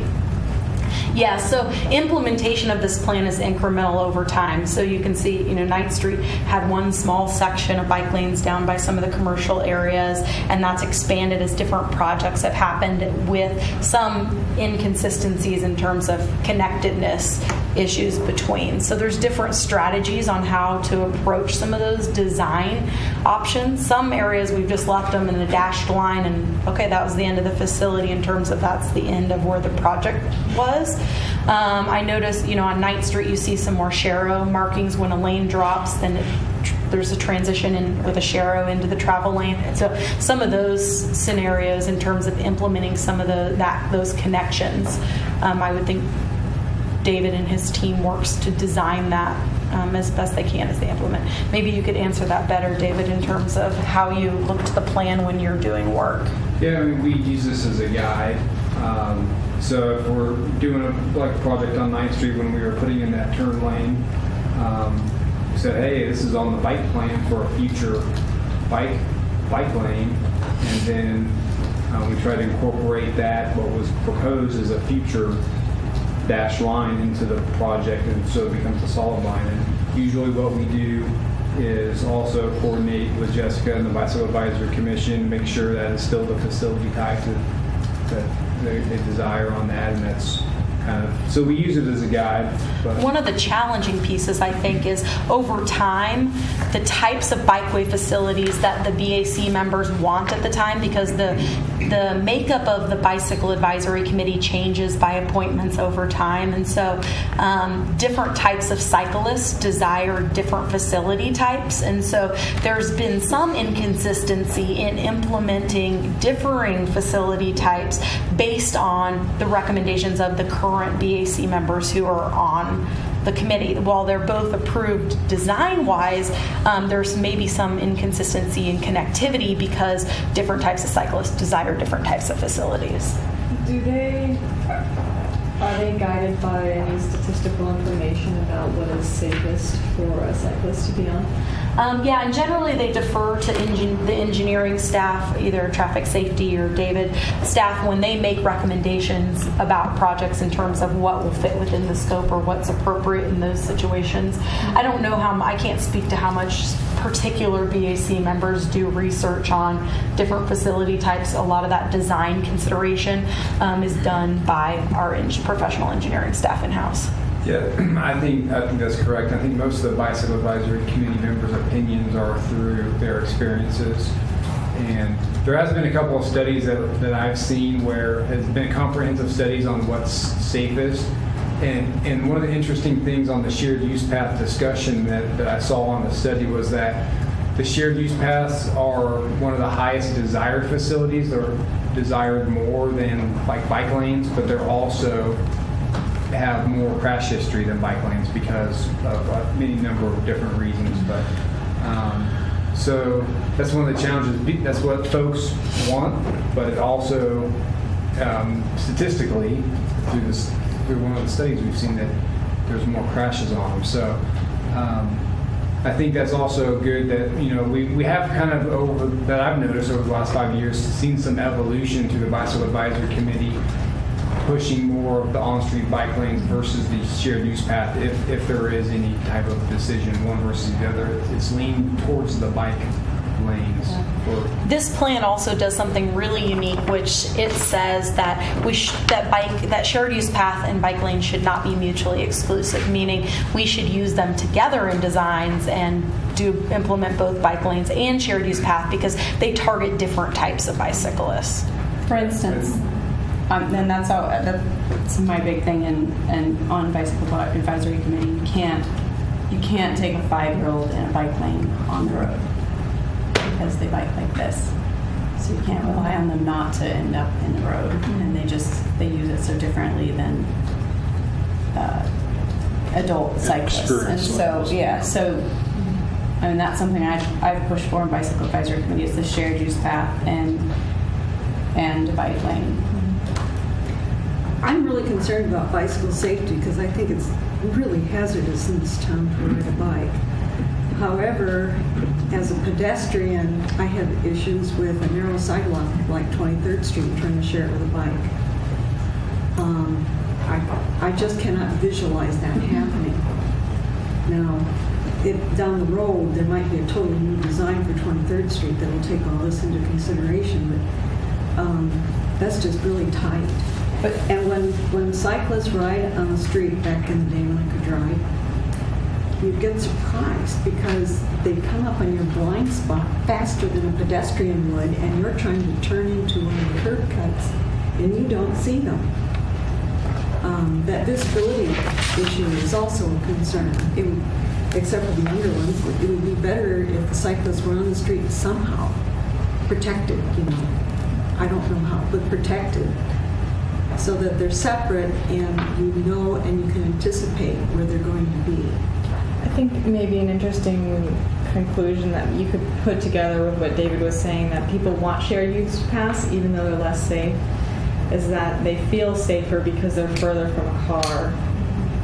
So what could the city do to make cyclists feel more safe on the road, but putting them in a position where they actually physically are safer, which, Like a buffer. Like a buffer. I really wonder about that safety thing, and I think if there's an accident on the road, it's just way more deadly than what might happen on the shared path. I can't picture that. Well, and I think what Being Jessica safer. is saying, and Aaron, is that there's uses for both. One of my things as a health advocate is I'm interested in getting new users on these facilities. And a lot of times they're less experienced or wobbly, and they're younger or they're older or whatever. And this shared use path does feel safer. But if you got somebody with a dog on a leash and you're coming up on a bike, I think some of those crashes may be pedestrian-bicycle or bicycle dog or something like that. And again, every street it's context sensitive. So you have a street like Clinton Parkway where you have a quarter-mile access spacing, where you have intersections, so you have a lot less driveways than, say, West 6th Street from Walkeroos to Folks. Because when I ride that sidewalk every once in a while, share these paths, and there's a lot of driveways. And residential driveways, commercial driveways, and that's where a lot of the conflicts are. When people want to make right turns, they just look left. So if you're going counter flow, they're looking left, they pull out in front of you, you hit them. And so, yeah, I mean, it's, there's risks on street, there's risks shared use path, so I think it's not one versus the other. I mean, like the Clinton Parkway rec paths on both sides of the street and some access work.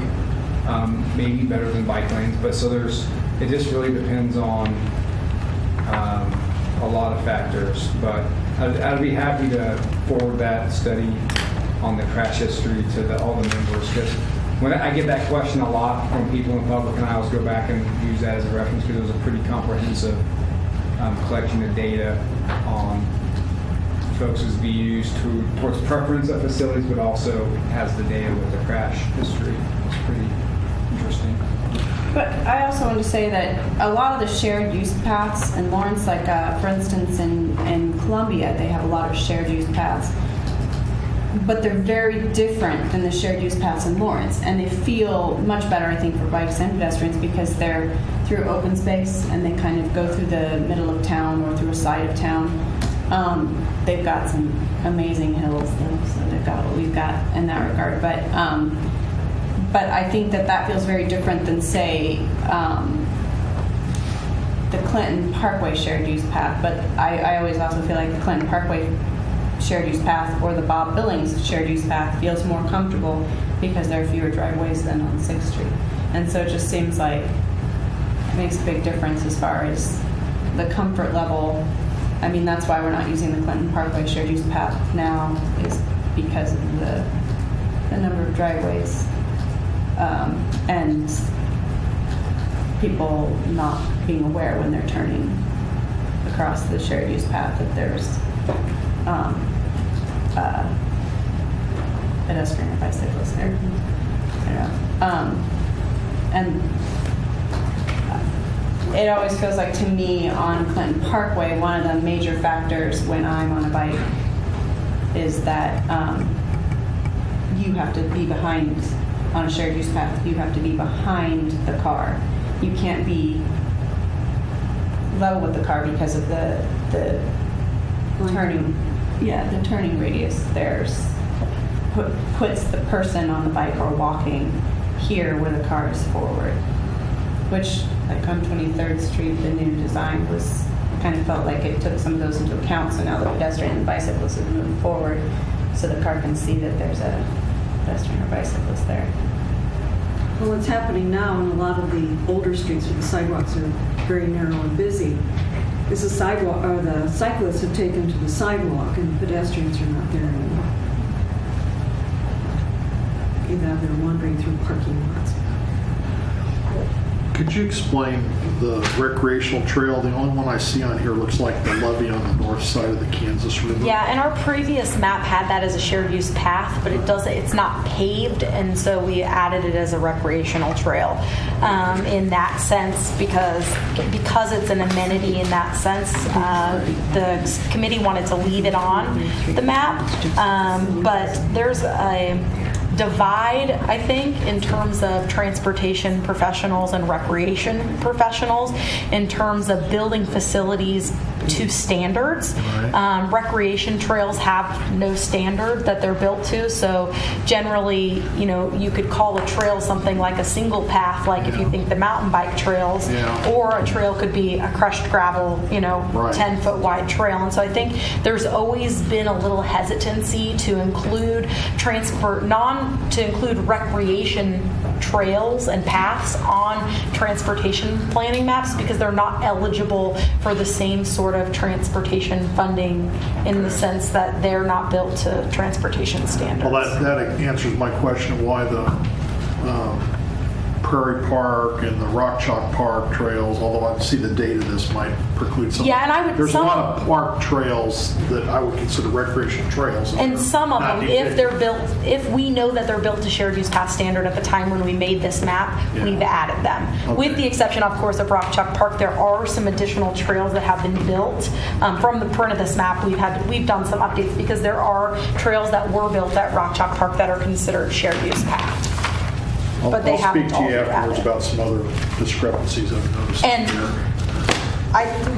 I know there are some in terms of the mapping that was done in the sense of there's some roads that don't maybe exist yet or aren't done. So I would be happy we can look Schools at are not any of those. depicted, things like that. So I'll get Absolutely.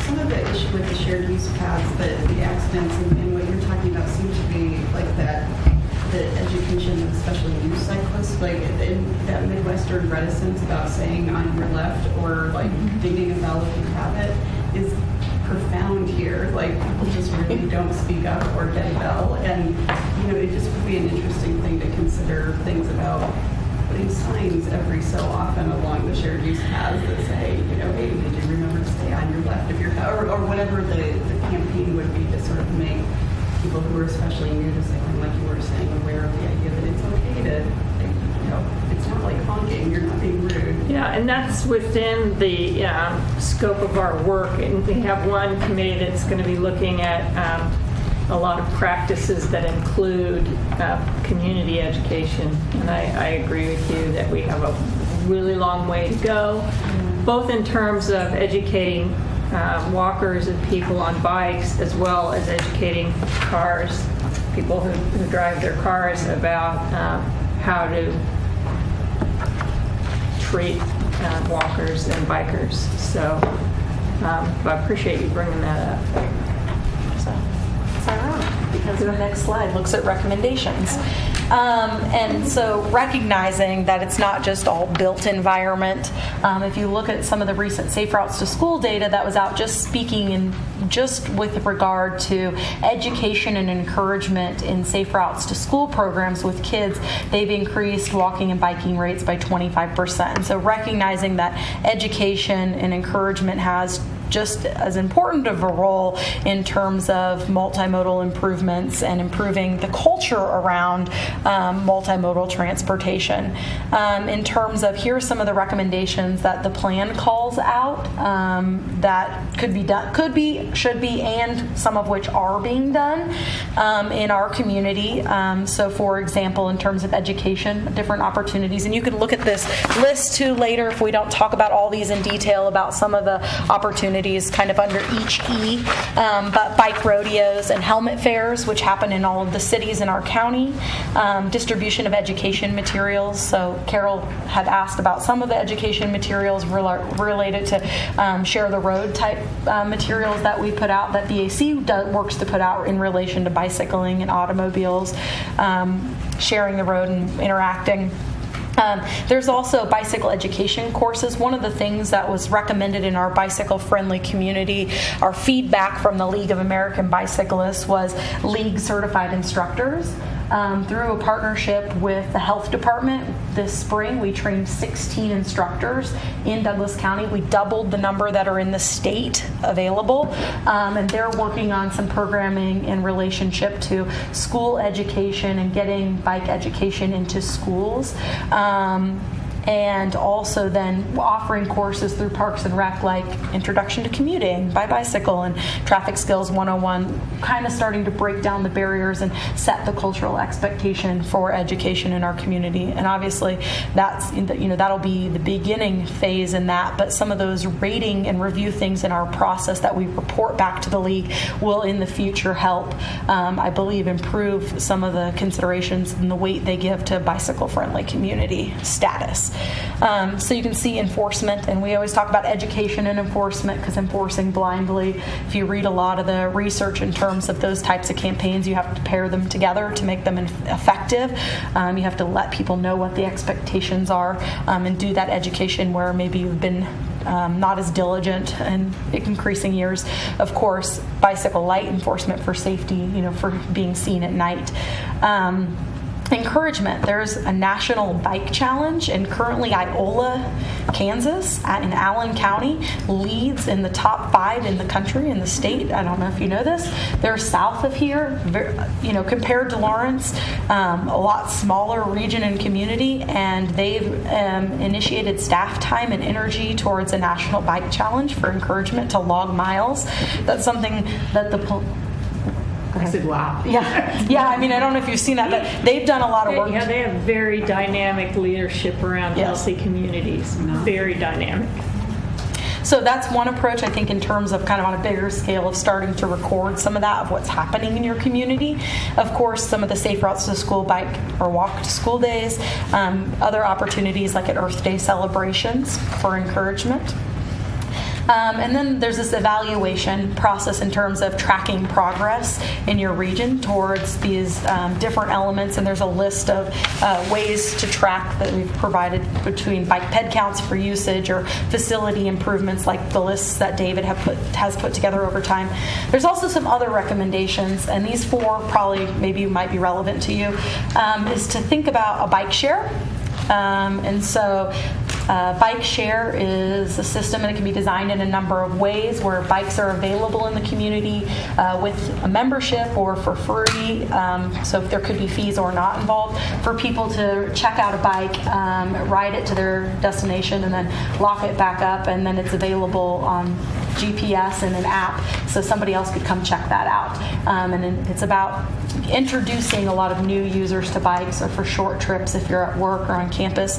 It's something the university has explored before, and so I think there's some possibilities there. We applied for the MPO applied for some competitive funding to do a bike share feasibility study, and we should find out in the next week if we were awarded that funding for next year. Another consideration is connections to transit, how to improve multimodal trip making. In the last year, one of the recommendations was bike racks on all the buses. That has happened in our community in the last couple of years, where KU buses used to not have bike racks, and they now do. And so that's really improved people's access to transit. If you think the bus doesn't run after I get off, but I have my bike, so I could bike the way home. Dedicated funding, dedicated local funding to implement is obviously an issue recognized. And then a bicycle and pedestrian coordinator staff person. The challenge, I think, the plan saw in terms of implementing a lot of the education encouragement type things is my staff time as transportation planner is limited because I can't do advocacy because we're grant funded through consolidated planning grant funding through the MPO. So oftentimes if you think somebody at City Hall says, oh, it's bike related, ask Jessica. And there's a lot of things we do in coordination with BAC and other staff.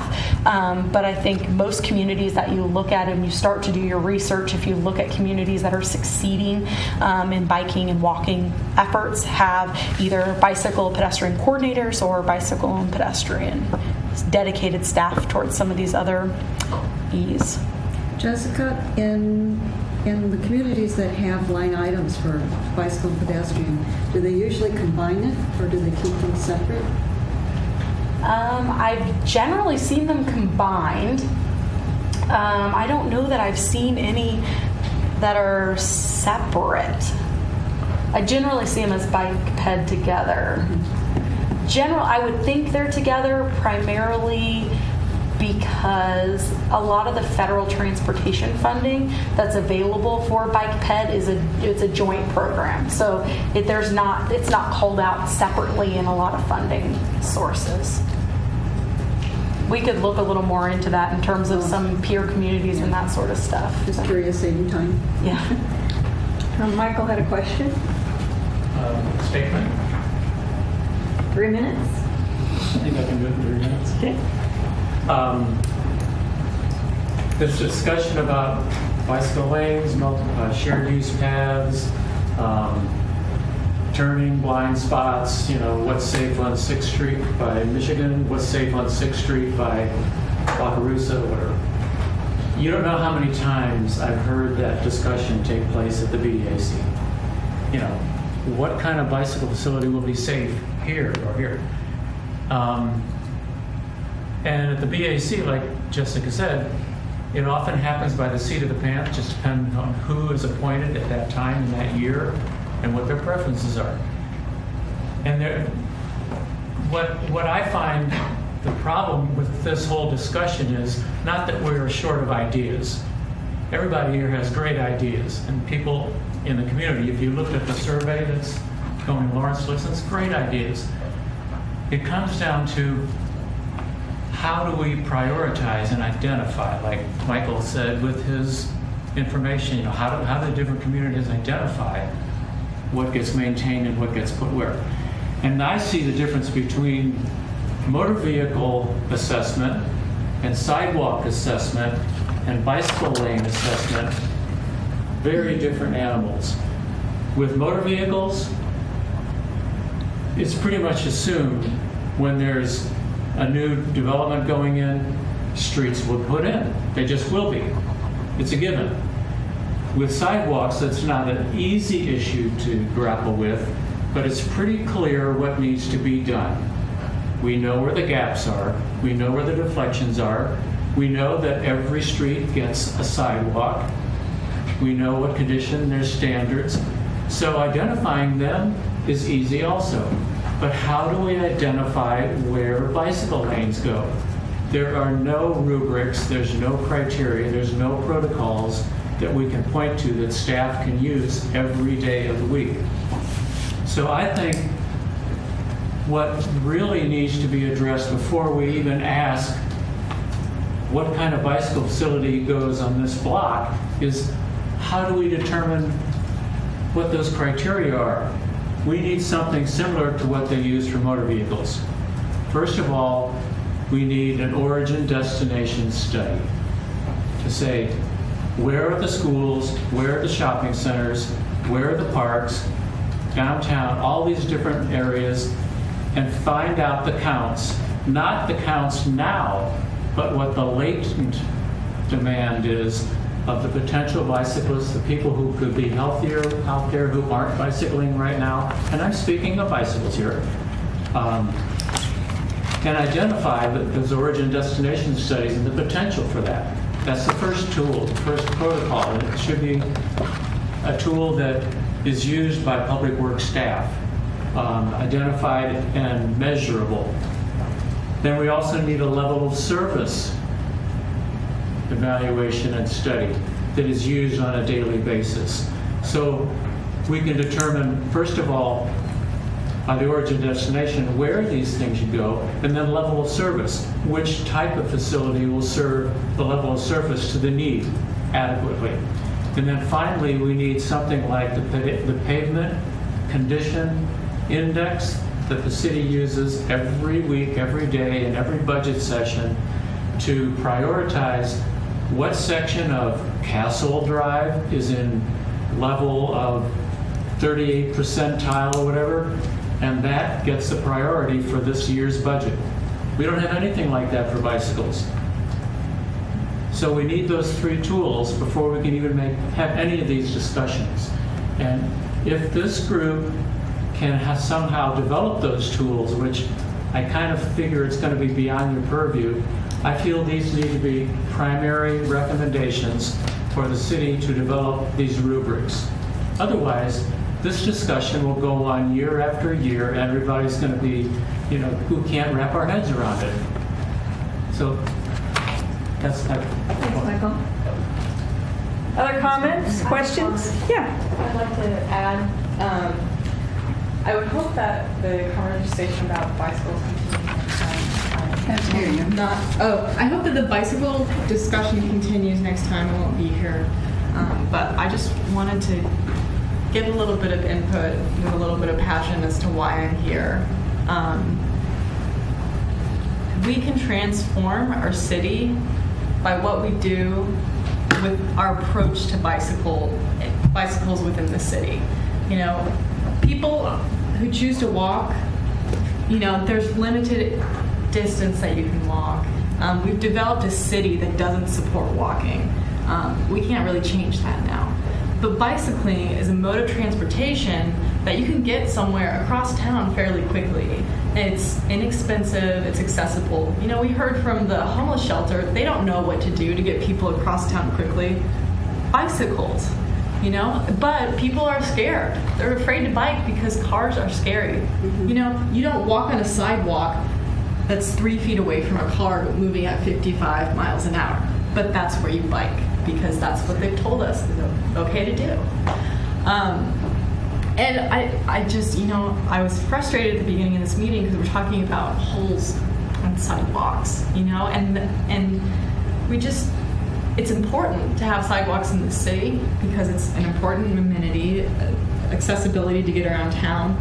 But we need to be talking about the same things with bicycles because a crack in a sidewalk, you might break your arm.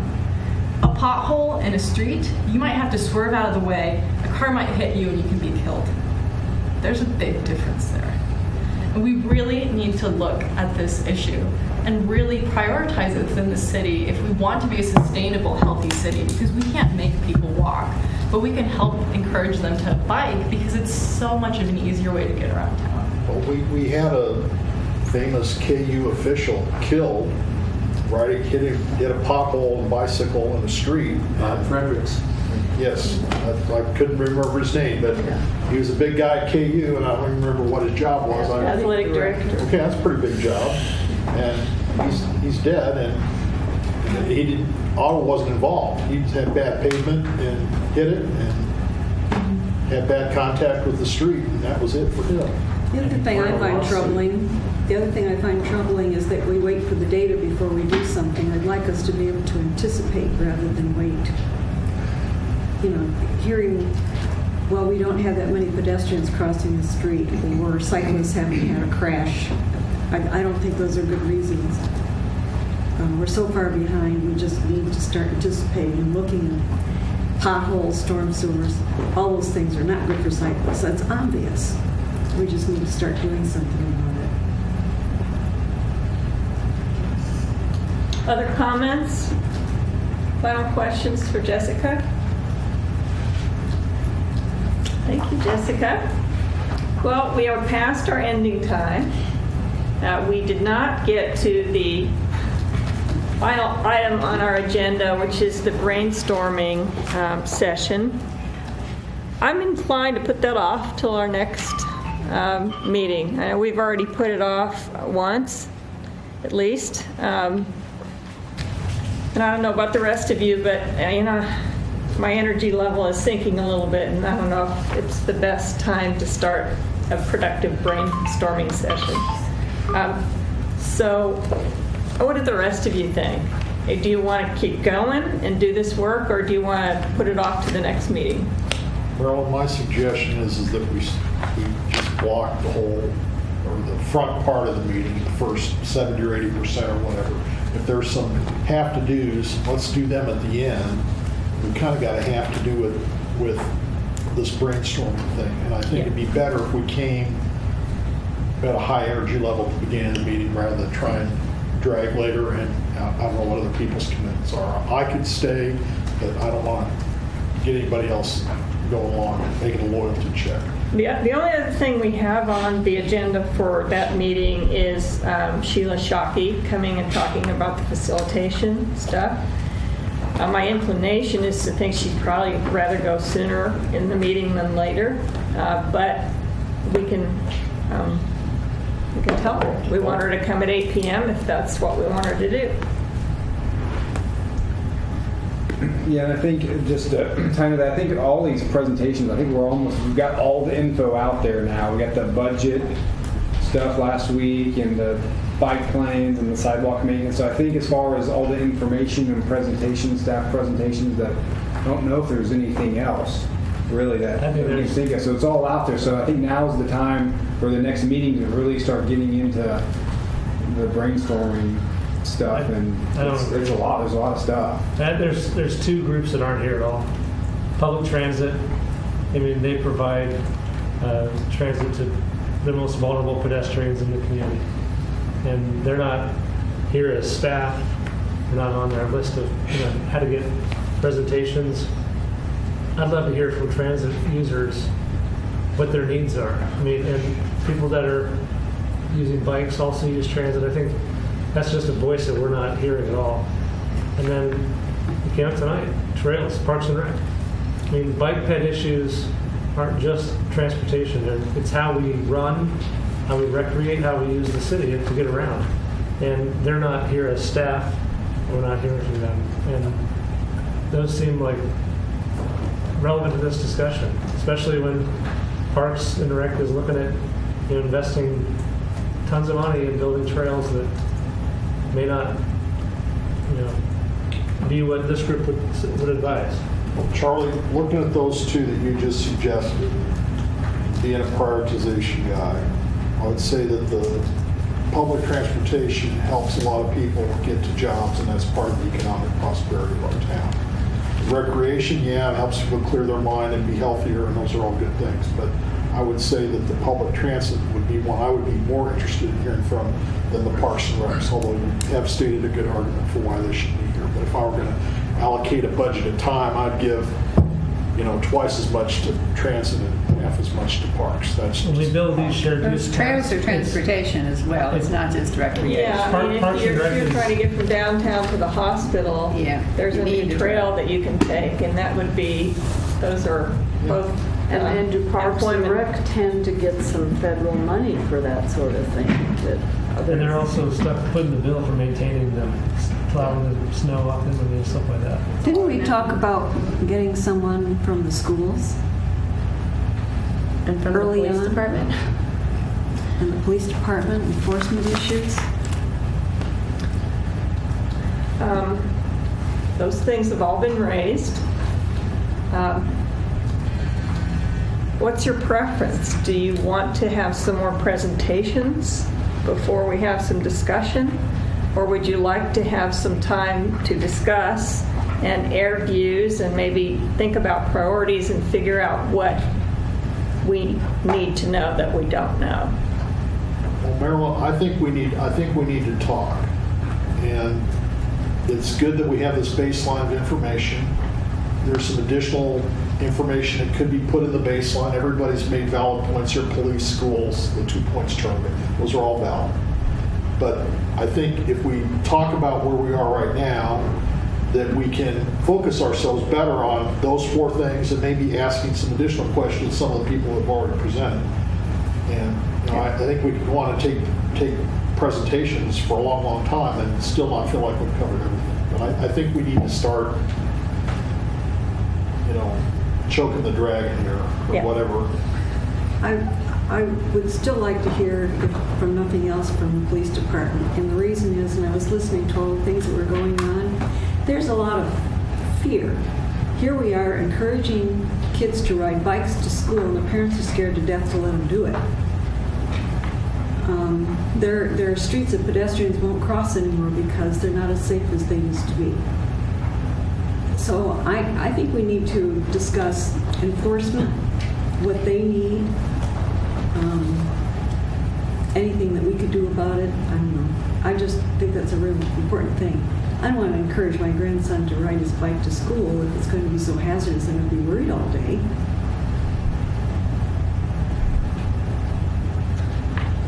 I'd sort of like, oh, sorry. Go ahead. Well, I'm eager to hear from these other groups as well, but I'm kind of with Mike as far as feeling like we need to. I want to have the ability to talk with everyone before. I don't want the professional facilitation to be our first time that we try to dive into the issues. I know there's still plenty to hear and talk about, but it'd be, I think, somewhat helpful to try to make our own direction before we really get much more facilitation. Charlie, were you going to say something? I kind of like the break of, like, it was really helpful, Marianne, to hear you talk. Because I feel like we're all here for something. And it's kind of like we're waiting to discover what that is. And I would love to know what everyone's passion is that gets them, to stay here late at night. And, I've been spending years talking and thinking about these issues, so I'm kind of like, oh no, there's more to talk about. I get that. And there's also like, we need to start discovering who we are and what our own motivations are, so that we can hopefully build consensus around something. And I think we could easily sit here for the next 3 months just hearing one presentation after another. So I'm kind of with you, Mike. I think we need to spend at least some time sort of spilling our guts about what we're wanting to make it. And hearing from each person, not just those of us that are kind of extroverted and willing to talk, whenever there's a gap in the conversation. Well, and I think part of the idea of the brainstorming was to go through our work plan section by section so that each committee could then start some work based upon what they've heard from the whole group are the interests and the priorities. So, every time we push off this brainstorming, we push off using our committees as a way to get part of the work done. Well, we met just to have a quick check-in about what we're thinking. And it sounds like maybe, Mike, you've done some of that too. You're going to present something. Well, I prepared a couple of slides, 6 slides here, that was kind of like my kickoff of the prioritization part of the brainstorm. That's why I shipped those to Maryland this afternoon, and it was kind of late in the game. I didn't figure we'd get to it. But. Let's do this then. I'm hearing some feels like consensus around spending the majority of our meeting on September 16th doing some discussion work, brainstorming or otherwise. One of the things I'd like to establish before you leave is whether you want to meet on September 28th or not. It's one of our regularly scheduled meetings. It's 2 days after the Saturday when you all would have given a morning to the work. So let me hear from you a little bit about that. I'd say keep the meeting right now. Maybe we should take a vote at the end of the facilitation meeting and say, are we too burnt out to come back in 48 hours, or maybe we'll be energized to come back in 48 hours. So I would say let's take this kind of question at the end of the facilitation meeting. Would be my recommendation. Make sense to the rest of you? The one thing the one way in which that wouldn't work is lining up speakers. If we wanted to have somebody from the police department on the 28th or the Parks and Rec or whatever, I can't call them a day before and expect them to be there. It would be easier to line them up and then cancel at the last minute, frankly. Well, why not? You're right. You can call them on Saturday morning and say, hey, we can't go Monday night, we're brain dead. We'll catch you the next time or whatever. Other thoughts on the schedule? Because what we can do is if we spend the 16th meeting talking, the 26th will be talking. So maybe the 28th would be a good meeting to come around and pick up some of these important departments that we haven't heard from yet. Okay, I'm seeing heads nod. So that will be the plan. Any other items? Just sort of related to the Saturday session, if we're going to invite the public, is there some plan for how to promote that? And is there any way we could maybe intentionally invite members of the advisory boards that advise staff on these issues, like Public Transit Advisory Committee, Bicycle Advisory Committee, MPO, Policy Board? I'm just thinking, some of these folks, when I think about the advisory committee structure, there are certain committees that are already doing things related to this work. And we haven't really talked about that topic yet. It'd be nice to, we're going to intentionally engage around all the work plan elements to hear their thoughts on the Traffic Safety Commission. Is this something they want to take on? Since you just rattled them off, Charlie, I'm going to ask you to send me an email with all of the city-related advisory boards that you're aware of. And the rest of you, if you would email me any contacts or groups that you would like to receive an invitation to the public meeting, I think we can handle it that way. And I'm happy to work with David and staff on figuring out how to get the invitations out. We have email lists of all those groups that we can send out on a list. So. Yeah, and my concern is the meeting space will not be big enough if it includes a public engagement piece for that space they have in their meeting room. So, David. Yeah, the room would probably be pushed into the 50.